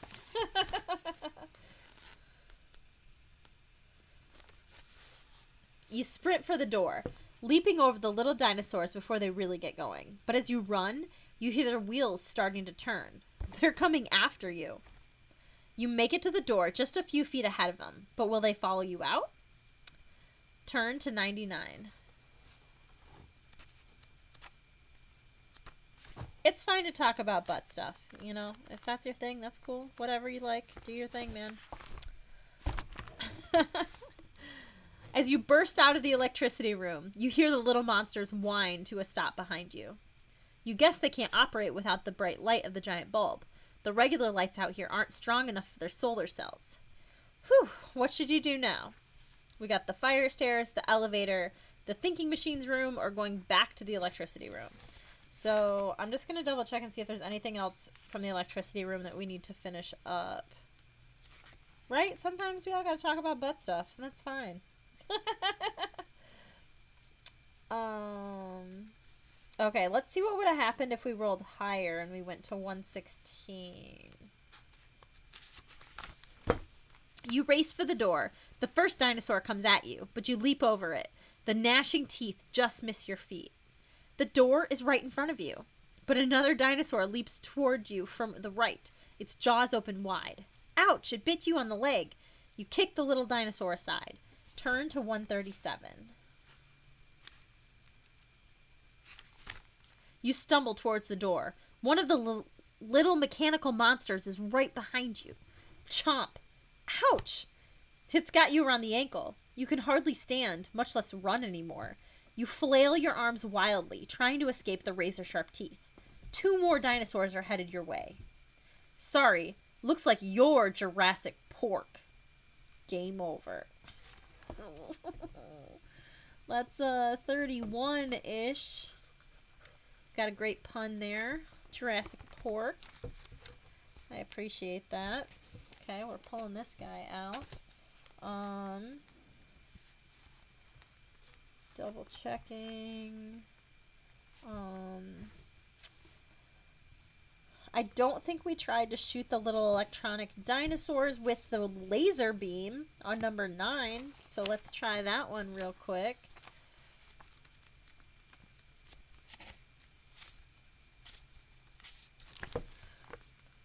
You level the laser and fire at one of the tiny monsters, but the red beam just bounces off the solar panel on the little dinosaur's head. The beast starts moving faster. You realize that you've made a bad mistake. These dinos are solar powered. They eat light for breakfast. Their gnashing teeth crackle with energy. Yikes, you shout. You turn to run. Turn to 137. You stumble towards the door. One of the little mechanical monsters is right behind you. Oh, it's the Jurassic Pork again. So, is that just a time loop or is that an ending? We haven't really had, like, time loops are a little harder to track on this one. Because you kind of have to trace over your steps anyway. So I'm not going to count that as an ending since it was the same ending we just did. So this is... We shot them with a laser. That's done. Okay, we got this one. Fire stairs, thinking machines. That one's done.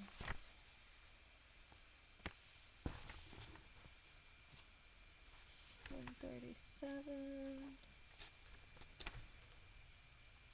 Oh, Jurassic Pork, he gets 3 of them. Because also if we didn't turn off the light bulb, we would have been Jurassic Pork as well. Okay, so now we are going to go to the thinking machines room on 187.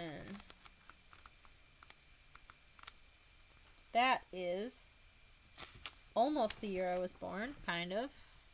Just add a 9 in there. Cheers. You cautiously peer around the thinking machines room.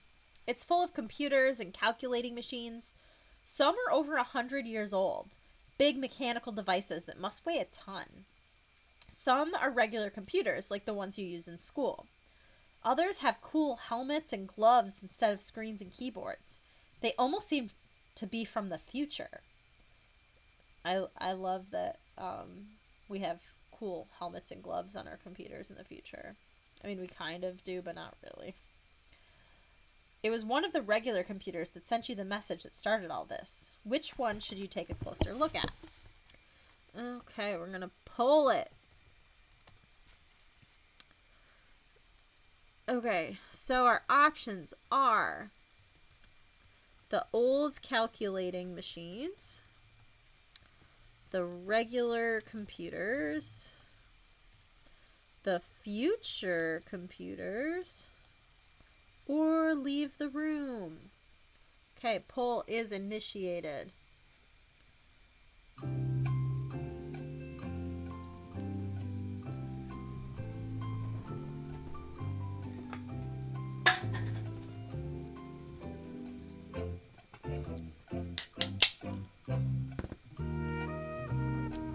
So far we have 3 votes for the old calculating machines and 1 vote for the future computers.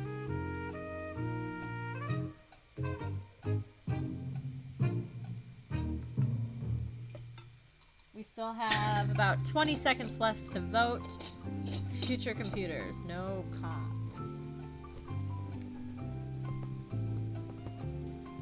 Only skull juice in this house.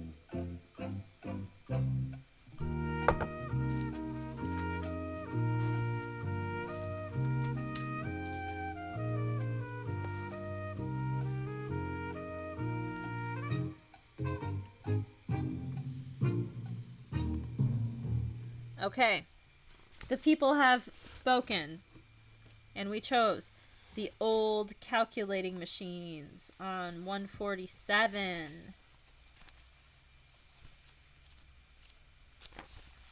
You decide to check out the old calculating machines. Some are simple little things. Others resemble giant printing presses or looms. One of them has a strange name, difference engine. The oldest machine is a Chinese adding device called an abacus. Which of these things will help you? Okay, more voting.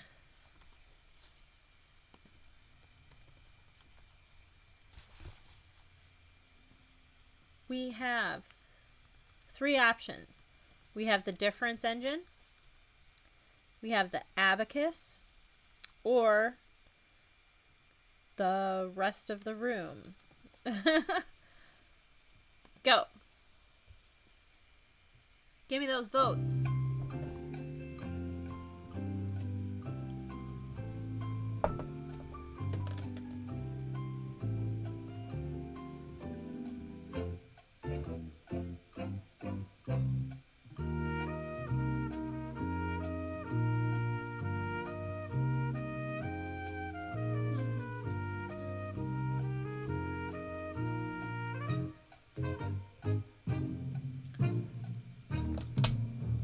That bitch, you just choosing to check the rest. Yeah, that was Jeremy last night, where he was just kept saying on no matter what we did, he was like, run for the stairs, run for the stairs. And we're like, we don't have the option to go for the stairs, Jeremy. We know the visible man is in the stairs, Jeremy. So now we can be like, blame it all on Sean every time we die. Now.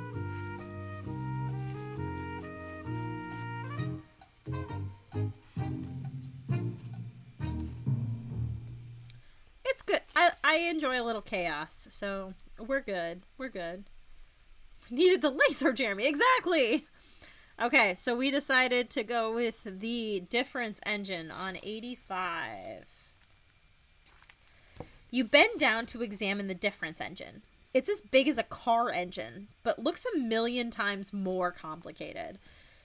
It's covered with row after row of gears in all sizes. You never saw so many parts on one machine. It looks as if someone glued all the stuff in a hardware store together. Suddenly, you hear little pinging noise from deep inside the gears. Something is in there. Turn to 112. You peer into the inner workings of the machine.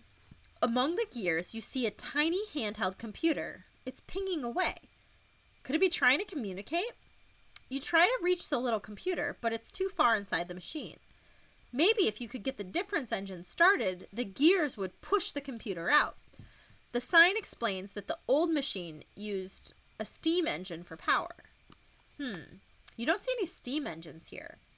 If you have the electric motor, we'll go to 55. To check out the rest of the room, we go to 179. So we do have our electric motor, so we are going to 155. You examine the electric motor. Maybe you can get it to work with the difference engine. There are so many gears on the side of the difference engine. One has to match up with the electric motor. After a few minutes of fiddling, you get the two machines attached. Then you flick the switch on the electric motor. The little machine grinds into motion, and the difference engine springs to life. Turn to 48. The difference engine clatters like a hailstorm on a metal roof. Tiny gears and rods dance before your eyes. You bend down to peer at the handheld computer. The rotating gears are pushing the little machine towards you. Oh, right, it's working. But will the gears grind up the computer before it reaches you? Should you make a grab for it now or wait? Ooh, that's a good question. Are we about to lose a hand, you guys? So the options are to reach for the computer or to wait for it to come out and maybe be ground up to bits. So what do we got?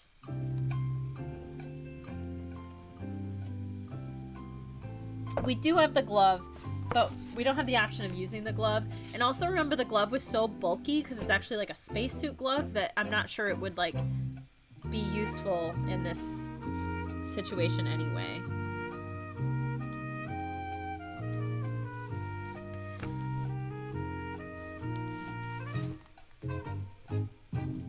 I know. If only this were like a further developed like video game instead of a book, and we could just expand every option, but that is not the option.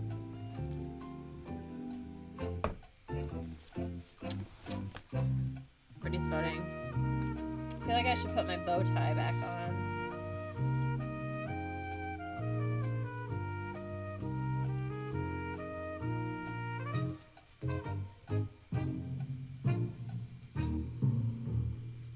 Okay, we have chosen to reach our hand into all this grinding gear machine to try and save the handheld computer.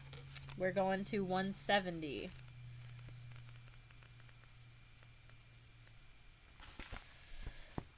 You reach your hand nervously into the spinning wheels and gears.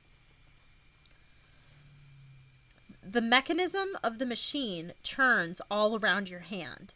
You swallow with a dry throat, hoping nothing catches you. Some of those gears look sharp. Can you grab the computer? Roll to find out. If you're wearing long sleeves, subtract 1 from your roll. If you roll a 7 or higher, you go to number 5. If you roll a 6 or lower, we go to 109. You rolled a 10. I do have long sleeves, but they're pulled up, so we're good. We rolled a 10. So we're going to number 5. You stretch your arm into the depths of the machine. Got it! As you pull the little computer out, it pings in your hand. Is it thanking you? You free your hand and turn off the electric motor. These old calculators sure make a racket. The tiny computer has a screen about 4 inches across, and you stare intently at it.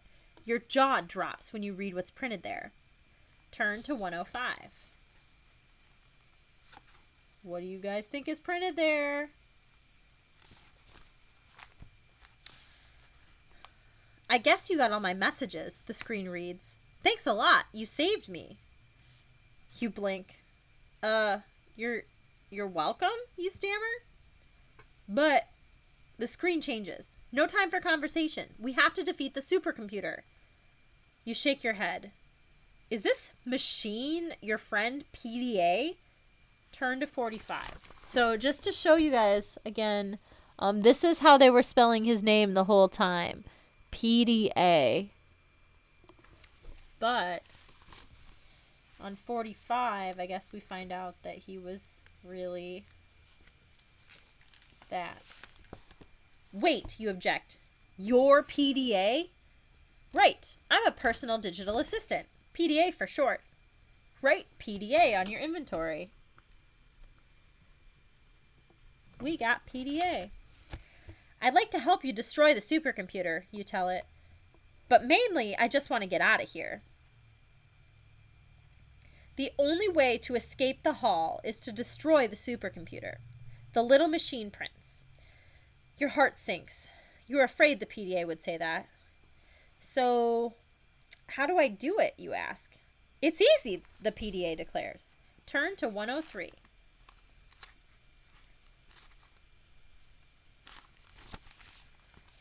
Oh, this is a whole page, you guys. As you stand there, still not quite believing all of this, the little computer tells you what to do. It explains that you have to go into the virtual reality using the futuristic computers in this very room. When you meet the supercomputer, it instructs you, just clench your fists and say the words crash code, and then type in the crash code number.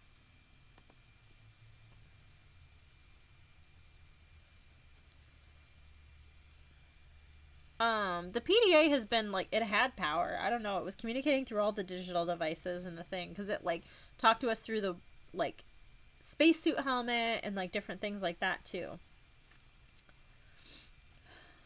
It does sound easy. What's the code, you ask? I don't know, the PDA confesses. But the supercomputer hid the code in this room. I think it's on the Abacus. You notice the screen isn't glowing as brightly anymore. All this work has drained my batteries, the PDA tells you. I'm afraid you're on your own now. Good luck. You stare as the little machine turns itself off. What are you going to do? Okay, option 1 is check the Abacus. Option 2 is check out the futuristic computers. Or option 3 is to leave the room. Go. Pull is open.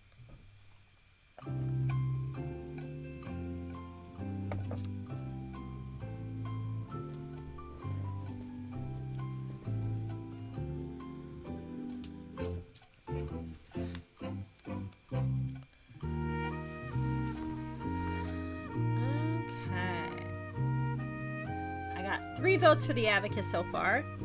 I mean, that makes sense because we seem to need to get the code from the Abacus before we can use the future computer to fight the supercomputer.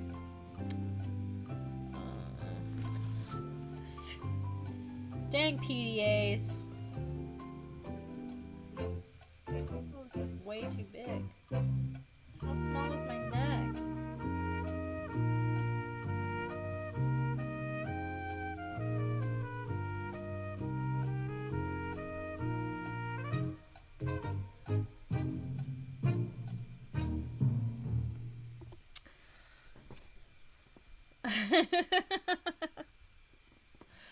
You're purposefully choosing the lower percentile. Okay, we're going for the Abacus on 94.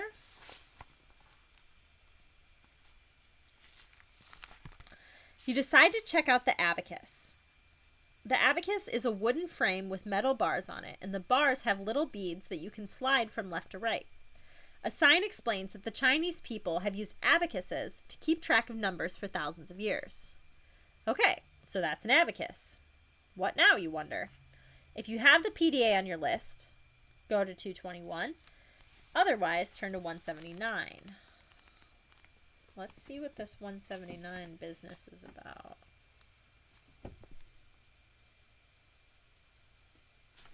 Um, 179 just turns us back to checking the different areas of this room with old calculating, regular, or futuristic.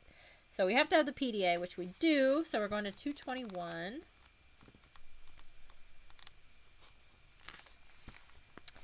Okay. PDA told you the crash code might be on the Abacus. With the code, you can turn off the supercomputer permanently. The Abacus looks like this. This is what the Abacus looks like, you guys.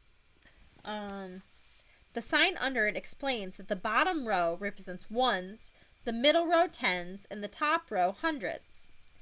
The number of beads slid towards the right indicates the number in the numeral of each number.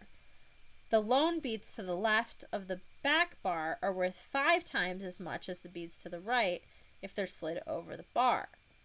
There are 2 beads slid to the right on the top row. The lone bead on the left isn't slid over the bar. That must mean the crash code is 200 and something, you mutter. I think. Too bad math isn't your best subject. Can you read the rest of the Abacus? If you can, write down the crash code. You'll need it later. When you've solved the Abacus, turn to 179.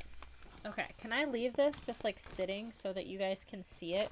Because that would be cool. Because I also need a bathroom break. And then you guys can work on the code.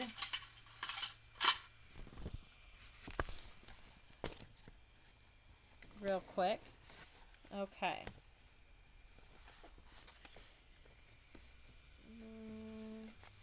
Hang on.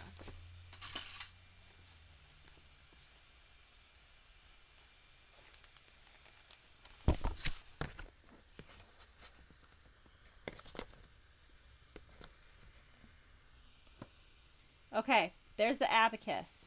I'm going to take a bathroom break. You guys figure out the code. I will be right back.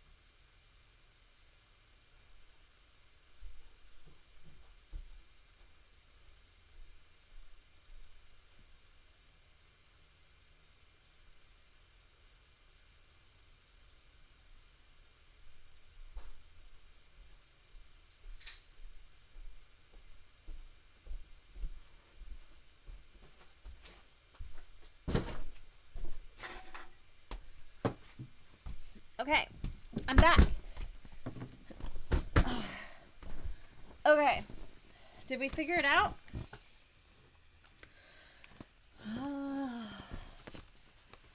Okay, so let me read the display again. Or not display, the instruction thing. Okay, it said that the bottom row represents ones, the middle row is tens, and the top row is hundreds. The number of beads slid towards the right indicates each numeral in the number. The lone beads to the left of the black bar are worth 5 times as much as the beads to the right if they're slid over to the bar. Okay, there are 2 beads slid to the right on the top row. The lone bead on the left isn't slid over to the bar. Okay, so that makes sense. So, yes, so we'd have these 2 count and this one doesn't. So 200, and this is 240, 247. Yeah, 247, I think, right?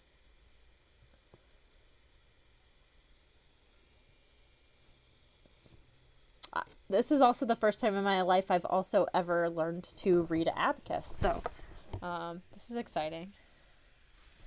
So, okay, so it says the ones to the left of the black bar count if they're slid to the black bar. So, like this one and this one don't count, but this one does. And so this one counts as 5 times. No, it says on the left. Wait.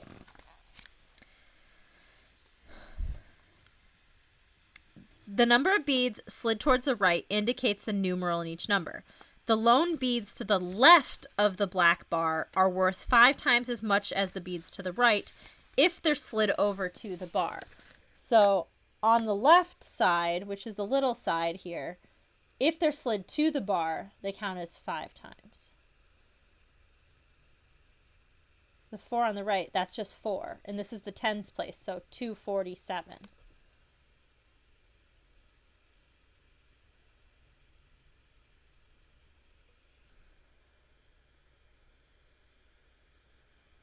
Yes, the 4 on the right is just is 40 in the tens place.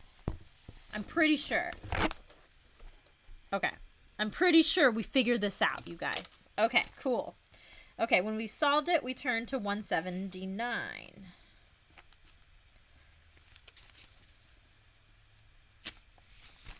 The ones to the right side of the bar have to be slid 2 sides the black bar to count. What? I don't think so. I think the ones on the right side are just supposed to be on all the way on the right side.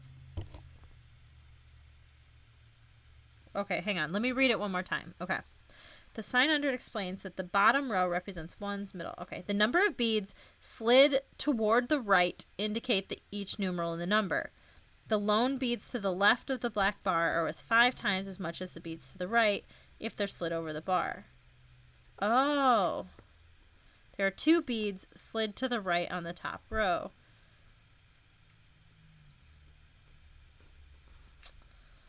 Oh. That's true. I get what you're saying. That, yeah, you count down, like you count down this line depending on what's next to it. Yeah, because then that would be 207. That makes sense too. That maybe makes more sense. But it's not well explained in this.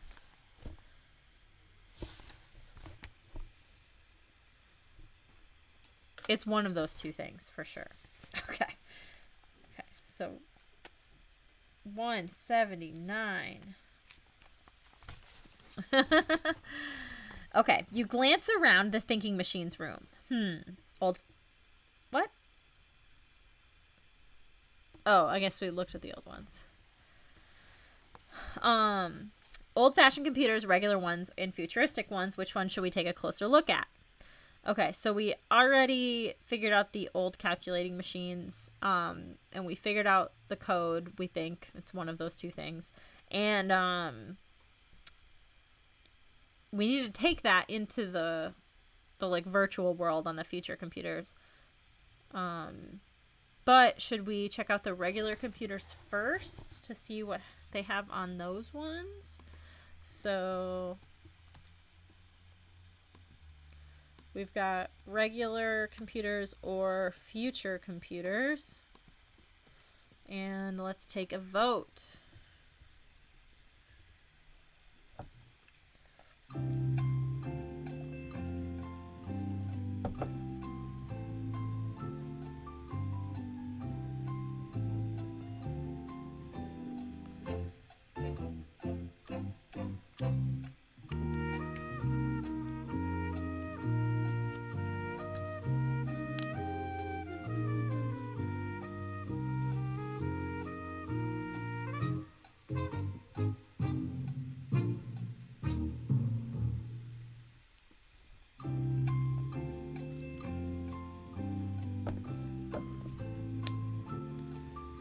We are getting goosebumps.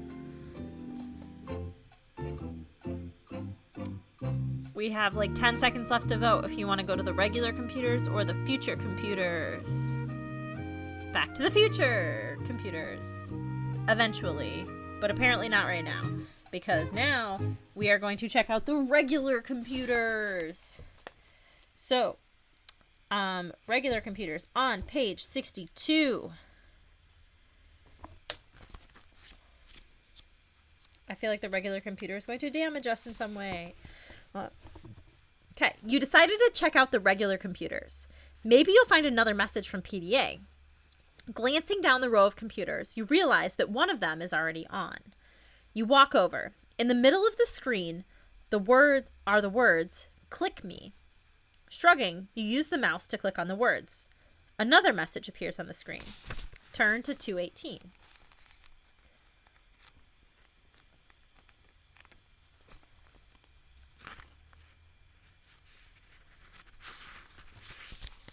"It's me, PDA," the message reads. "You're very close to me now. I'm trapped in the difference engine. If you help me escape, I can show you how to defeat the supercomputer." Wow, you've almost found your pal PDA. You peer around, wondering what the difference engine is. Where should you look? Apparently, we didn't need to do that because we already did that. So, we already found PDA. So now we're going to go to the futuristic computers on page 232.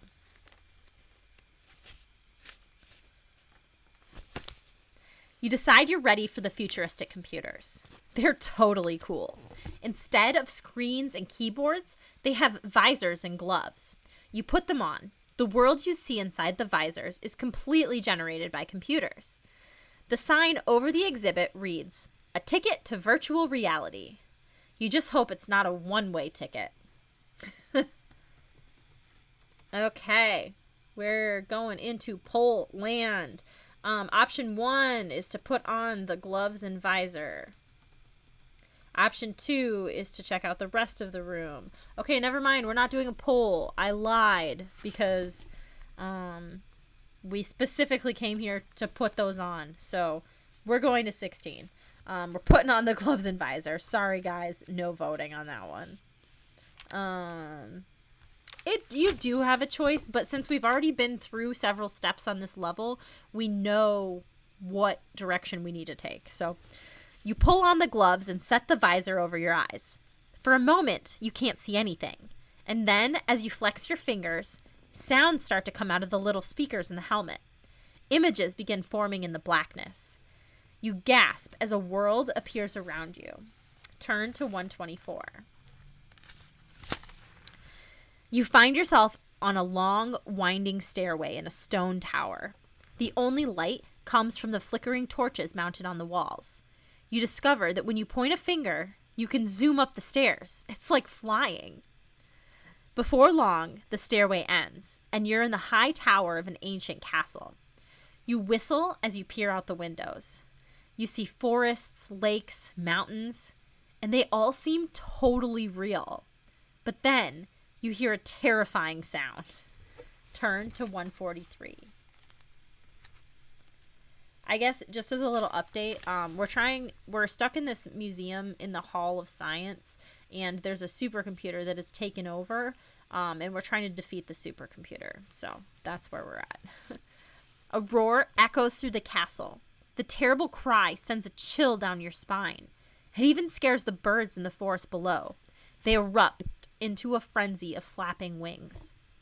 You're startled when you suddenly start to move. You're being pulled towards the sound, and you can't stop yourself. You zoom into a huge room at the castle's lowest level. When you discover the source of the awful noise, you gasp with fear. Turn to 57.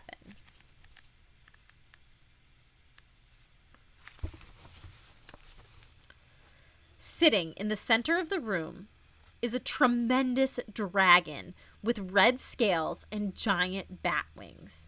The beast gazes at you and chuckles. "Come to slay me, have you?" it asks. You know that voice. The dragon is the supercomputer. You're so nervous that you can barely take a breath, much less talk. Maybe you should just put an end to this nightmare. What should you do? If you want to talk to the dragon, then we'll choose option 1. Or if you want to pull off the gloves and visor, then we'll choose option 2. If you are terrified of the dragon and want to just get the heck out of there. Okay, you got 1 minute to vote, you guys. There is a bitchin' boss fight coming up. This is hardcore, you guys. So option 1, we're talking to the dragon, even though we're terrified to talk to the dragon. Or option 2, to pull off the gloves and visor and run away.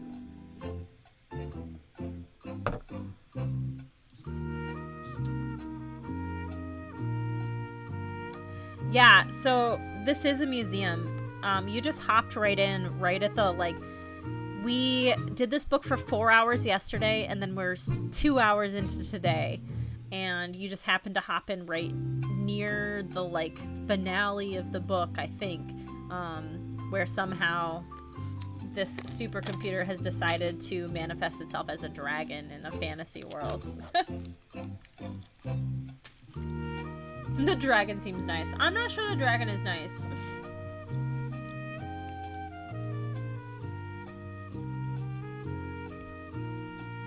Okay. Everybody decided to talk to the dragon. That was probably smart.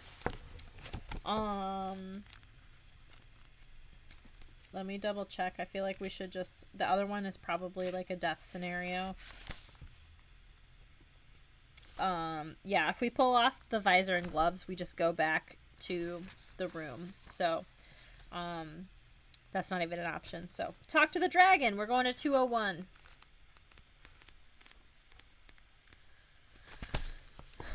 You clear your throat. You're the supercomputer, aren't you? You ask, trying to sound bold. The dragon rears into its full height, and it stares down at you as if you were an insect. I am that, and much more, it roars. I have taken over the Hall of Incredible Science, and soon I will take over the world. Wow, this is one nutty computer. Maybe it'll listen to reason. Since you're gonna take over the world anyway, maybe you should let me go, you say meekly. Turn to 163.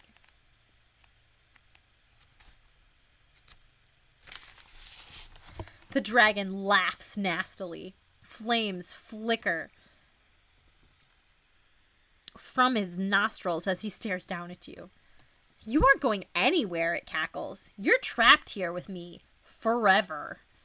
Oh yeah, you retort? We'll see about that. Brave words. But what are you gonna do now? We can take off the gloves and visor, leave the dragon's chamber, or if we have the PDA with us, we can turn to 70.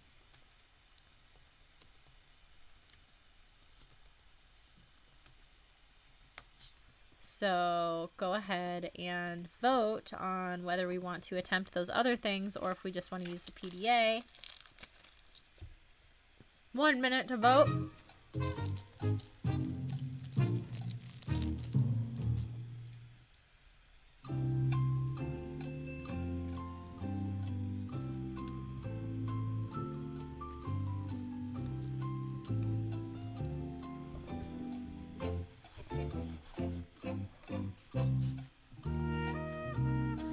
the PDA, it's been like a friend voice that's like helped us throughout the story so far, and we just found it, and it's literally like a Palm Pilot, like it's like a PDA, and it's in our pocket now, but its battery is almost dead, so he's not actively helping us at the moment.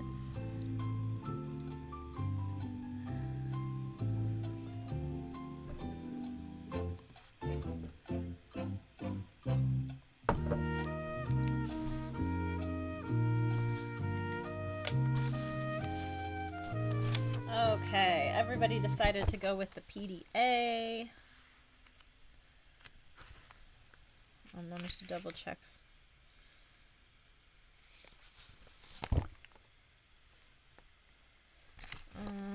One second here.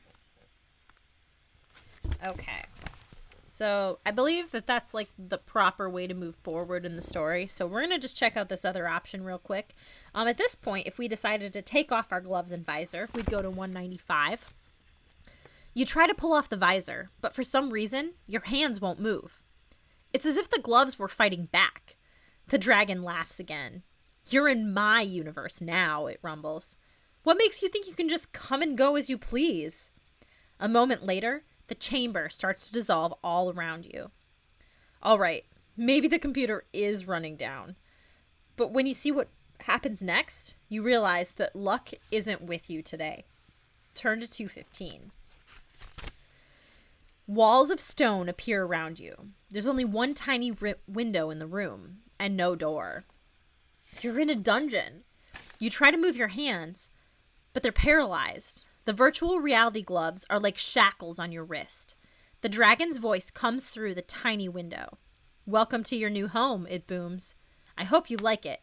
You're going to be here for a long, long time. The dragon's laughter fades as it stomps away. It looks as if virtual reality is your only reality now. Game over. Okay, so that was at least ending number 32 in this book, which is nuts because most books only have like 20 to 25 endings.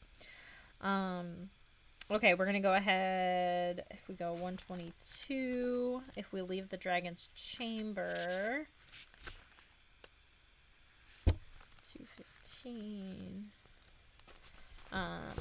If we leave the dragon's chamber, you point your finger and zoom from the room, but soon you hear the mighty beast flying after you. It's getting closer.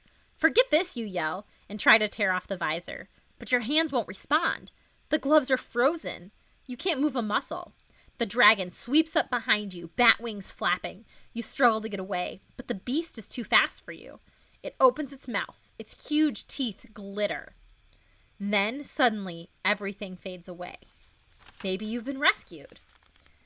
And then we go to page 215 again, where we were in the dungeon, and then we die, and game is over. So,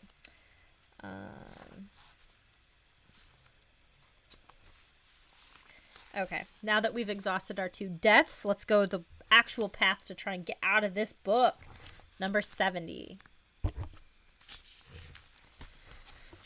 Remember what the PDA told you.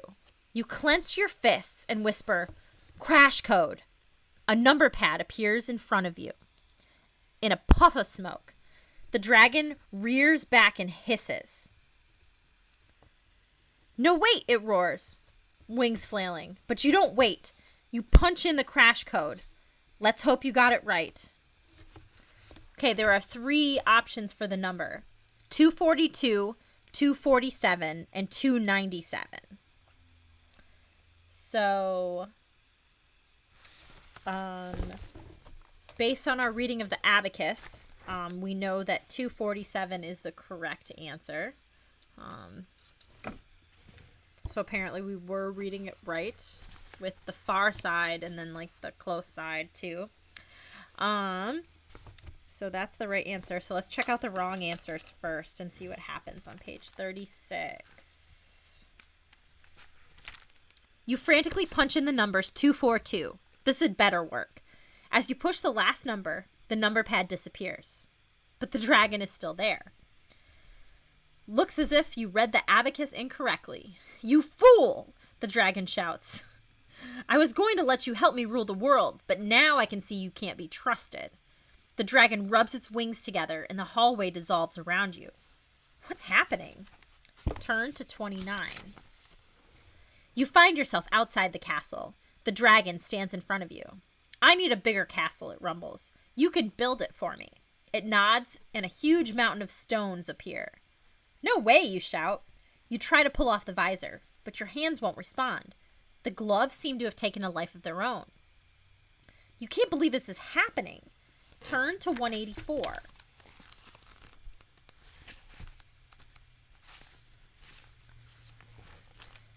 The gloves reach down and pick up a stone, pulling your hands with them. You can't help yourself. Right over there, the dragon instructs, pointing a claw. You try to resist, but it's useless. Hurry up now, the dragon roars. If you finish this one quickly, maybe I'll let you build another. It should only take about 100 years. As the dragon's laughter echoes through the virtual hills, you find yourself reaching for another rock. Well, this ending puts the drag back in dragon. Game over. Ooh, 33 endings. I was just going to say that. I was like, either Google did you wrong or R.L. Stine didn't actually know what he was doing when he actually made this one. So that's not surprising to me. Okay, let's see what happens if we do 297 on page 92. You quickly punch in the numbers 297. You sure hope this works. The number pad evaporates in a puff of smoke, but the dragon only laughs. Puny human, it roars. Did you think you could defeat me? I am the supercomputer, ruler of the world. Did you read the abacus wrong? The dragon laughs again. The castle disappears around you. What's happening? Turn to 29. Was that where we were just at? Yep. And then the dragon makes us do that again. No, page 1 is where we start. So that one is the very beginning of the book. But we will go back to that and probably have like an ending close off that we didn't choose from the beginning. Okay. So that one is still not the one. So we're going to type in the right number and go to 168. Since we read the abacus, the way that R.L. Stine intended us to read the abacus. The dragon lunges for you. You punch in the numbers 247 as fast as you can. You hope you got it right. Just as the beast's huge maw is about to swallow you, a terrible groan fills the castle. It sounds like an earthquake. The dragon screams, but the sound fades as the monster breaks into 1,000 little parts. Rocks fall from the ceiling. You put your hands over your head and close your eyes. When you open them, you can't believe what you see. Turn to 107. You're still in the virtual world. A tiny elf girl is perched on the rubble in front of you. Who are you, you stammer? I'm the personal digital assistant, PDA, the elf sounds offended. Who else could I possibly be? You decide it's not even worth answering that question. Then the elf smiles. Congratulations! You crashed the supercomputer. For good. Nice work. Thanks? And thanks for the help, you manage. Turn to 78. My pleasure, the elf answers, bowing. I don't often meet a human who can outsmart a supercomputer. Thanks, you reply, blushing a little. All around you, the wreckage of the castle is transforming into a beautiful forest. The riot of change is making your head feel funny. The elf smiles. Now it's time for your reward. She grabs your hand and then points her finger. Immediately, the two of you zoom through the air. Turn to 238, which is the last page in the book. You land at a stone temple in the middle of the jungle. Hey, you recognize this scene.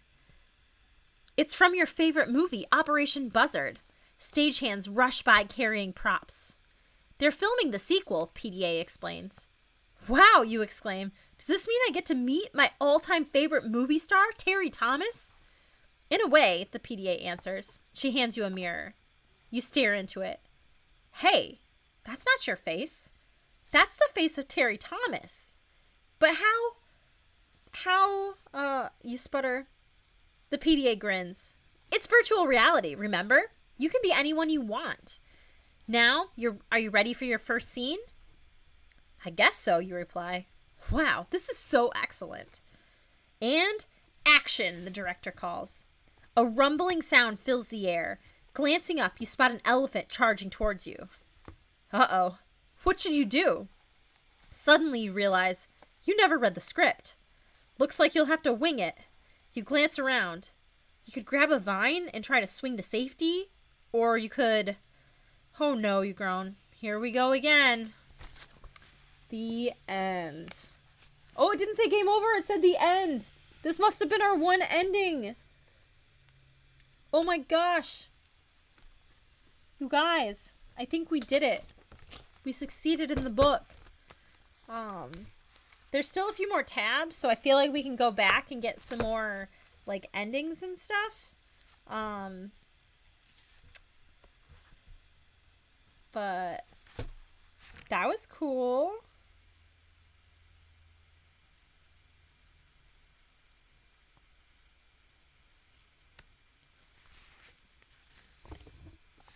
I feel like I read one of these wrong. What does this do? Oh no, that's wait. I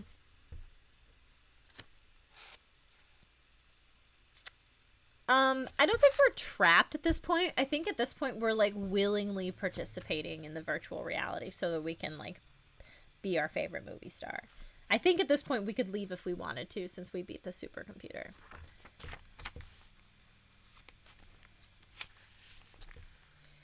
Okay, let's go through some of these other random bits that we have in here still and see what would have happened that we missed.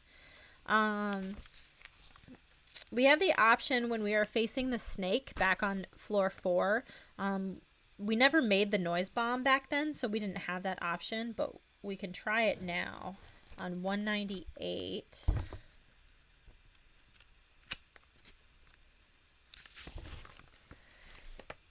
You decide to use the noise bomb. That should give this slithery snake a scare. You toss the red jar into the air and cover your ears. Kaboom! The snake must be stunned after a blast like that. But as you reach for the laser, the serpent strikes. As your arms and legs grow stiff, you remember that snakes can't hear. They don't even have ears, so it's game over. Oh, so that one was not good. That takes us to at least 35 endings in this book. Let's see, 67. Okay, we've already done that. This one, we did the calculating machines, the regular, and the futuristic computers, so we don't need that page. This is the same again. Okay, when we were trying to grab the PDA from inside the computer, we rolled a 10. Let's see what happens if we rolled lower on 109. Yeah, so after reading approximately 30 of these Goosebumps books on this stream so far, we have learned that R.L. Stine does not necessarily do a lot of research before starting these books. So there's a lot of things that aren't really facts that he kind of makes out to be facts, these books. Your hand finally reaches the little computer. Got it. You start to draw it out, but then you feel a pinch. One of the gears has caught your hand. You've got to turn off the engine. You stretch towards the electric motor switch. You can't reach it. The little gears and pistons keep grinding away like little dancing teeth in a huge metal mouth. You're being drawn into the difference engine. Well, this is an ending you didn't calculate on. Oh, that was bad. That wasn't a good pun. That was just bad. That was just bad. You suck, R.L. Stine. Bad. It was an ending though. Game over. So that makes 36. Okay, we did the Abacus and the difference ending. We did all of those rooms. We did all of the numbers to punch into the computer. We did all of these ones. Okay. We wait on 76. If we decide that reaching in for the computer is a bad idea, you decide to wait. Sticking your hand into that old machine could be dangerous. The gears push the little computer closer and closer to you. After a few moments, you turn the electric motor off. You pull the little computer out of the machine. When you peer at its screen, you see a message on it. You can't believe your eyes. Maybe that is what we did. 105. Okay, we did already do that. Never mind. Okay, so the very last tab I have in the book is the very first choice we made in the book. When the elevator took us down and we decided to try to look for a telephone, we could instead just try the elevator again on 131. You push the down button on the elevator. The door opens right away. Maybe things are back to normal. You start to step in, but there's no car, just an elevator shaft that goes all the way down. You frantically grab for the elevator cable. Will you make it, or will you plunge to your doom? Can you grab a hold of the cable? Roll to find out. Roll a 9 or higher and go to 180, or roll an 8 or lower and go to 84. Okay, where's our handy dandy roller? Oh shit! Surprise! Secret backstory ending.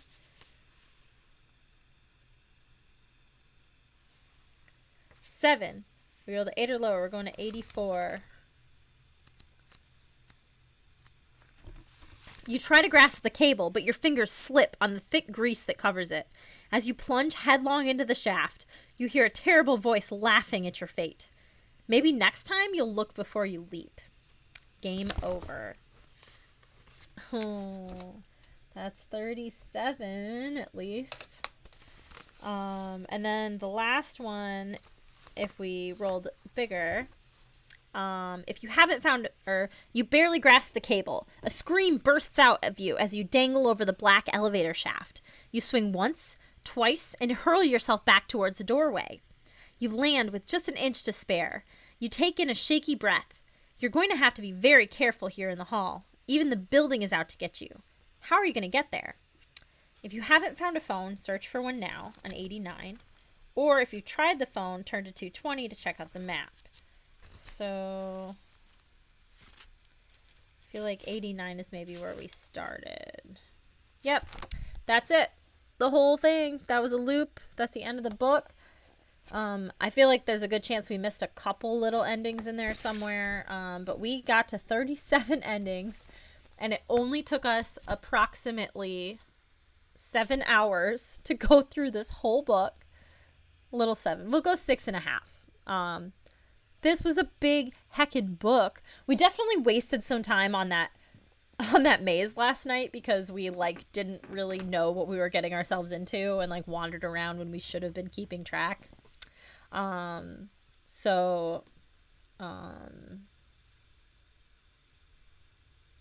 so we definitely did a little struggle there, but we did great. Also, new person, I don't know how to say your name. Kinnitator? Who's Kinnitator? Do I know you in real life, or are you just here visiting us? Because I don't know anybody's screen names. Thank you for joining us and participating. I appreciate all the participation. Everybody gets participation points. So the last little bit we've got is to decide on our next book. Just visiting. Well, nice to meet you. Thank you for joining us. We've got 4 books left in my inventory that we have not done yet.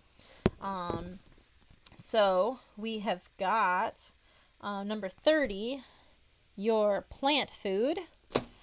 We have got number 11, Deep in the Jungle of Doom. Got number 18, The Attack of the Beastly Babysitter. Or number 8, Curse of the Creeping Coffin. What are you guys thinking? There definitely will not be a stream next week because next week is the day after Thanksgiving, also known as Black Friday, and also known the busiest day of the year for me because I work in retail. So next week I will definitely be taking a break and there will not be a stream next week, but we can do it the week afterwards. I'm so sorry, you guys. So on December 4th will be our next stream. Okay, so I've got we got a vote for the coffin, a vote for the babysitter, and a second vote for the coffin. Any other votes out there while we're still here tonight doing this?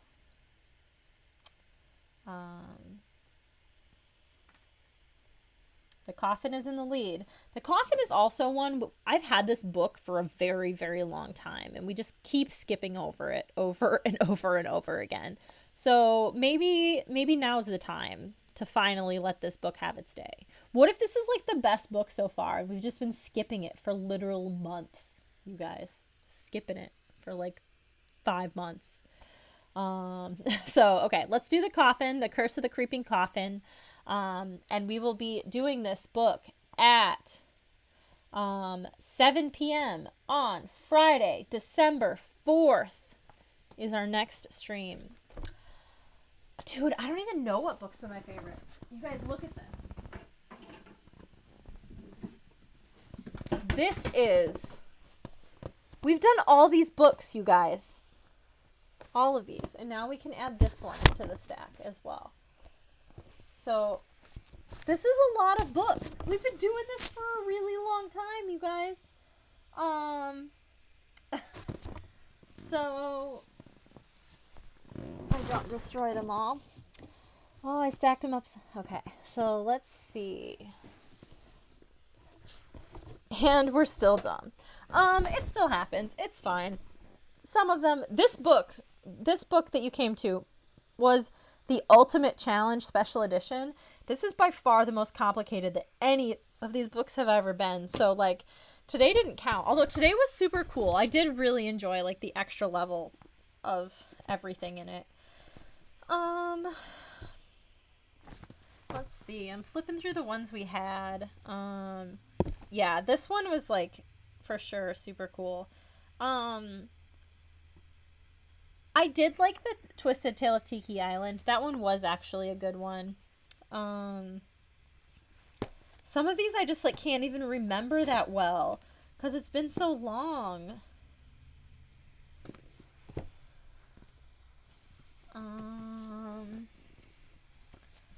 Let's see. The Mad Mummy, Knight in Screaming Armor, Peanut Butter, Werewolf Woods, Dr. Eek, Batwing Hall, TikTok, You're Dead. This is the one you like?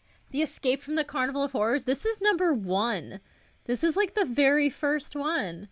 And that was your favorite one. Aw. There's like one of these books is a return to the Carnival of Horrors. I'm pretty sure. I don't have that one yet. But that is a book. So we can go back to this one too. At some point, eventually.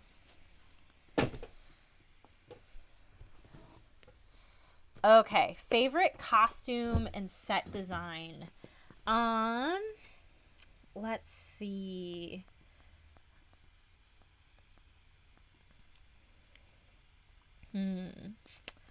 My werewolf makeup from a couple weeks ago was like super fun. I really liked that one a lot. Let's see, what other ones did I really dig?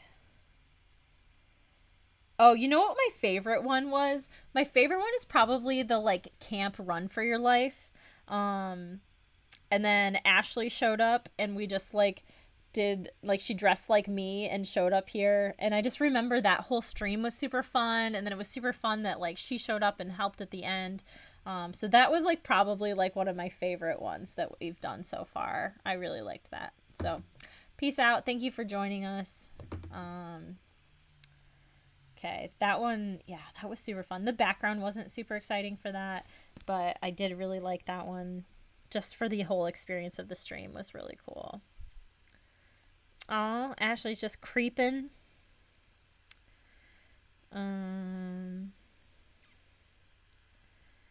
Let's see.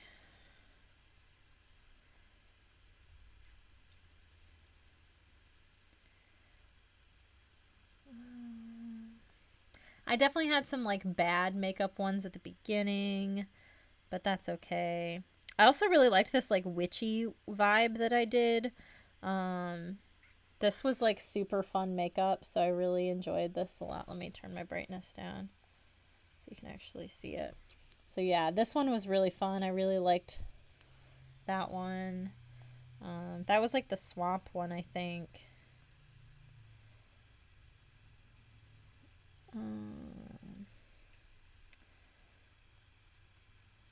Let's see. What else do I got in here? I try to do little like photo shoots every time, so you can see I've got like dozens of photos from like every single one. Um, um, but some of them I definitely like missed out on. Oh, I did this mummy makeup, and that was like pretty cool too. A lot of people said they really liked that one. Um,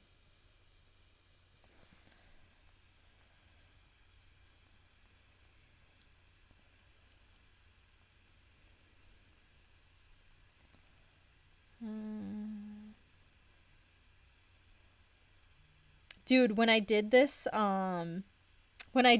like underwater creature one, um, I used spirit gum to like glue these like foam pieces to my face to add to my face. And apparently my skin is like super sensitive. So right here where I glued those on, I had these huge red welts on my face for like 2 days afterwards because my skin was so sensitive to the spirit gum. So that kind of sucked afterwards, but the makeup was fun. Ever thought about doing makeup on Twitch before your stories began? I did not because I'd never been like a makeup person. And literally like 90% of my skills have been developed throughout doing this. So now I feel like I'm like pretty good at it and I've been able to do some really good. And I've just been doing like makeup on my own too for like events and things I've gone to. So because like prior to starting this before quarantine initially happened, I was never like even doing like eyeshadow or anything. I just like did like eyeliner and that was it. Cause I was like, I can't do it because I have like hooded lids. But like, it doesn't matter. I can still do it and it looks great. And I figured that out and that's really cool. And now I just got like cases upon cases of makeup and all of these stupid, giant, expensive makeup palettes. Like, check these out. They're beautiful. There's like sparkles in here. We got this one. This is my new favorite guy. It's so sparkly. There's several more around. Just like I bought caboodle boxes, so I've got like two of these big caboodle boxes, and then I've got like several small caboodle boxes, and there's just like so much adorable makeup and stuff, and it's just super fun, and I really like doing it. I've always been like a really, really, really big fan of costumes and doing costumes and makeup and stuff, and just like cosplay kind of thing. So this is like a really fun outlet for me to be able to try and do some of that stuff because it's like there's never like enough opportunities to like dress up and do costumes and stuff. So I try to do it whenever I can. Like when I graduated from college and held my like senior barrel party, and it was like at a fraternity house, like, but I was like, it's a costume mandatory party. If you don't wear a costume, I will give you a costume. So like every time I do it, it's like every time I do anything, I'm like trying to do a costume. Like when I did my birthday party, I was like, well, my birthday is the end of August, but it's a Halloween party, so everyone wear a costume to my Halloween party, you know? So that's like, I don't know, it's just so fun. I just want to do it all the time. All I want to do really is just like plan people's parties and decorate and costumes and make cute arts and crafts, and that would be super cool. Dude, that Mario party was so good. Like I want to do one again. Maybe we can do one next summer. If things are like normal-ish, we could do another Mario party because my backyard here at my house is like pretty great. It's not as big as the one where we had that party before, but it's totally functional for doing something. So right, my birthday party was totally the best. It was like way cool. I mean, the Halloween party was also cool, but like my birthday party turned out so good. It was so fun. I'm like so glad it turned out so well. And yeah, but I would totally love to do another Mario party. I still have like some of those liquor bottles that I made that were custom, like the the Captain Toads, and I might have one more, but I'd for sure have the Captain Toads still.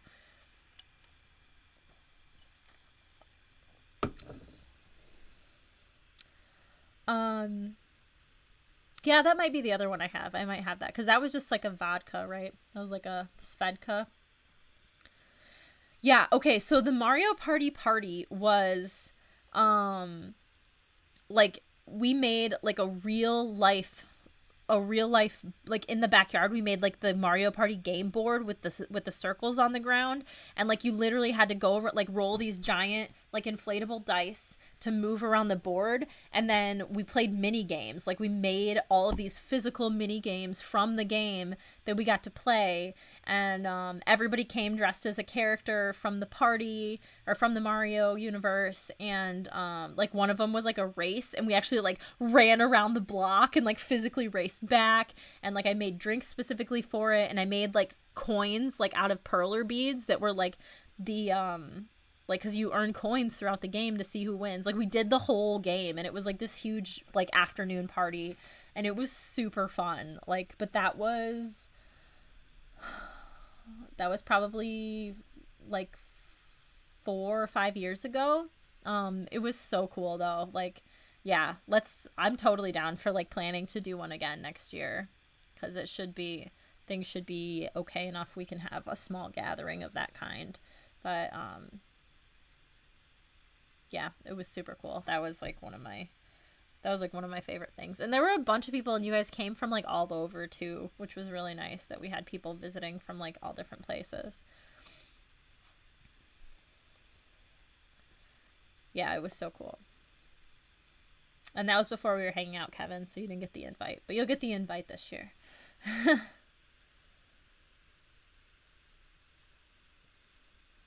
Oh yeah, the Bowser space was to like do terrible shots.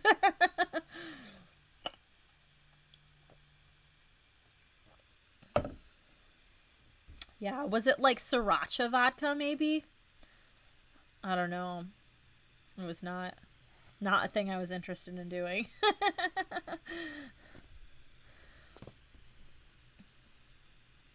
Yeah, and then the good shots were like, I'm pretty sure it was like the Princess Peach vodka was like peach Svedka, and then there was Captain Toads, which is Captain Morgan's. We made Captain Toads. Here, if you guys hang on a second, I'll go grab that bottle so I can show you.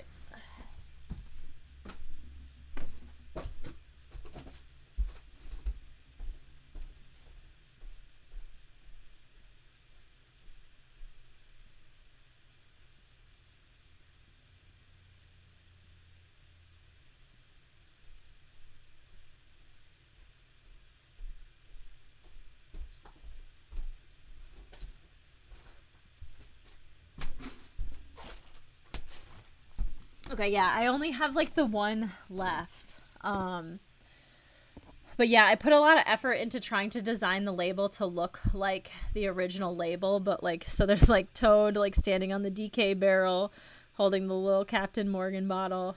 And it is the Captain Morgan bottle that I just put this over the top of, but yeah, I like cut it to match exactly and everything. So is our Captain Morgan Spice rum. What does it say? Live adventurously.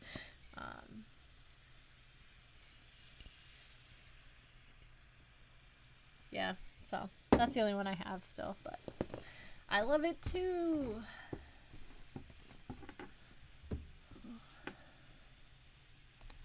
I also love that you guys come hang out with me on here every week, because that's really amazing. And you've been doing this with me for like 8 months now, which is really cool. Yeah, especially when quarantine first happened. I know I miss hanging out with you too. But you had to go and move far away or whatever. But especially since quarantine happened, like this has been a super fun way, because I'm a very social person and I just want to like be around people all the time, and I can't. So like I feel like good about like doing something cool, and then I also get to like interact with cool people on a weekly basis, and sometimes there's strangers that join us, which is also really fun. But yeah, I love getting to hang out with you guys in a hangout. It'd be cool if we could do like more like, you know, like if we could integrate like a group chat like audio wise, like I don't know if we could run like a yeah, that's what I was gonna say. If we open like a Discord chat room, like while I'm doing this, we might be able to make that work, to actually have you guys like talking with me too, because that would be super cool. That I would want to test though separately before attempting it on an actual stream night. So just to make sure we could get it to work right and have the audio be going through the right things to get, because my setup here is okay. So check out my setup. So my setup is, I guess I'll just lift everything up. So I have this this like headset here, and this is, oh, now I can hear myself because I put it on my ears.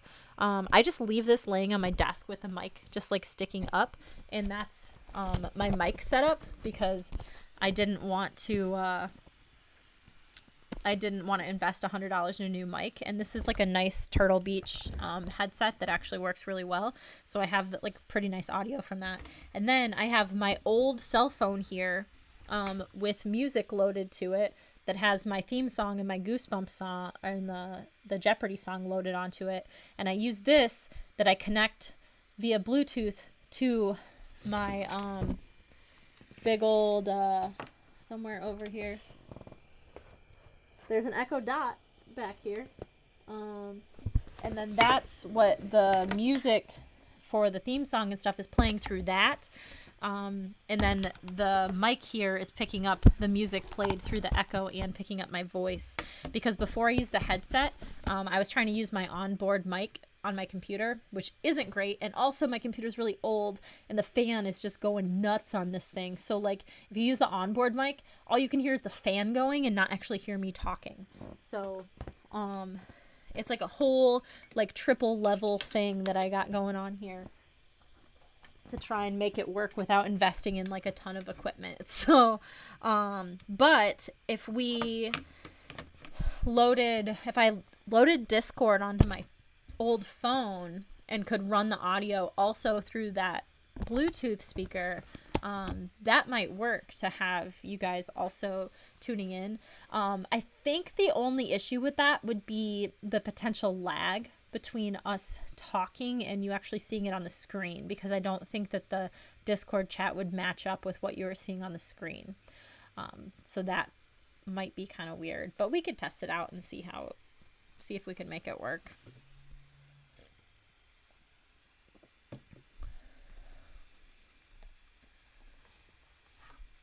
Well, and the lag too, it varies between services. So, like some people, like when Anna and Alexa join, like they get like a minute lag like every time, and I don't know if it's their internet or like the way their phone is set up or something. I don't know what they're streaming it on.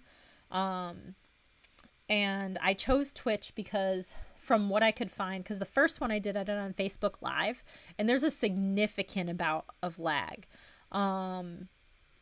But like you can't get, like the people on Facebook, they don't see anything you're doing till like 30 seconds to a minute later. So that didn't work very well for sending in votes on the different options and stuff.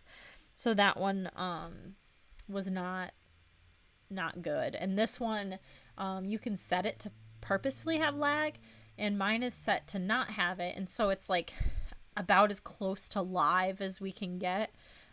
So like 10 to 15 seconds late is not a big deal. But like 30 or a minute late is really significant. So this was the best I could figure it out so far. It might be better if I had a better computer or better internet connection. That may also make a difference. I know sometimes I definitely lose frame rate just based on my internet connection here, because it'll tell me when I'm lagging due to that. But today I didn't have that issue, but it just depends. I don't know. Sometimes my internet sucks and sometimes it's okay.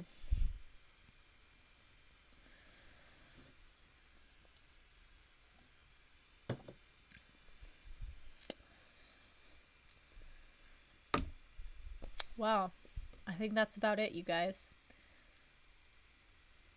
We got another good 3 hours in on top of yesterday's 4 hours. But I think I'm gonna go. We've decided on the book for next week, and this one should be easier. It was such a long book.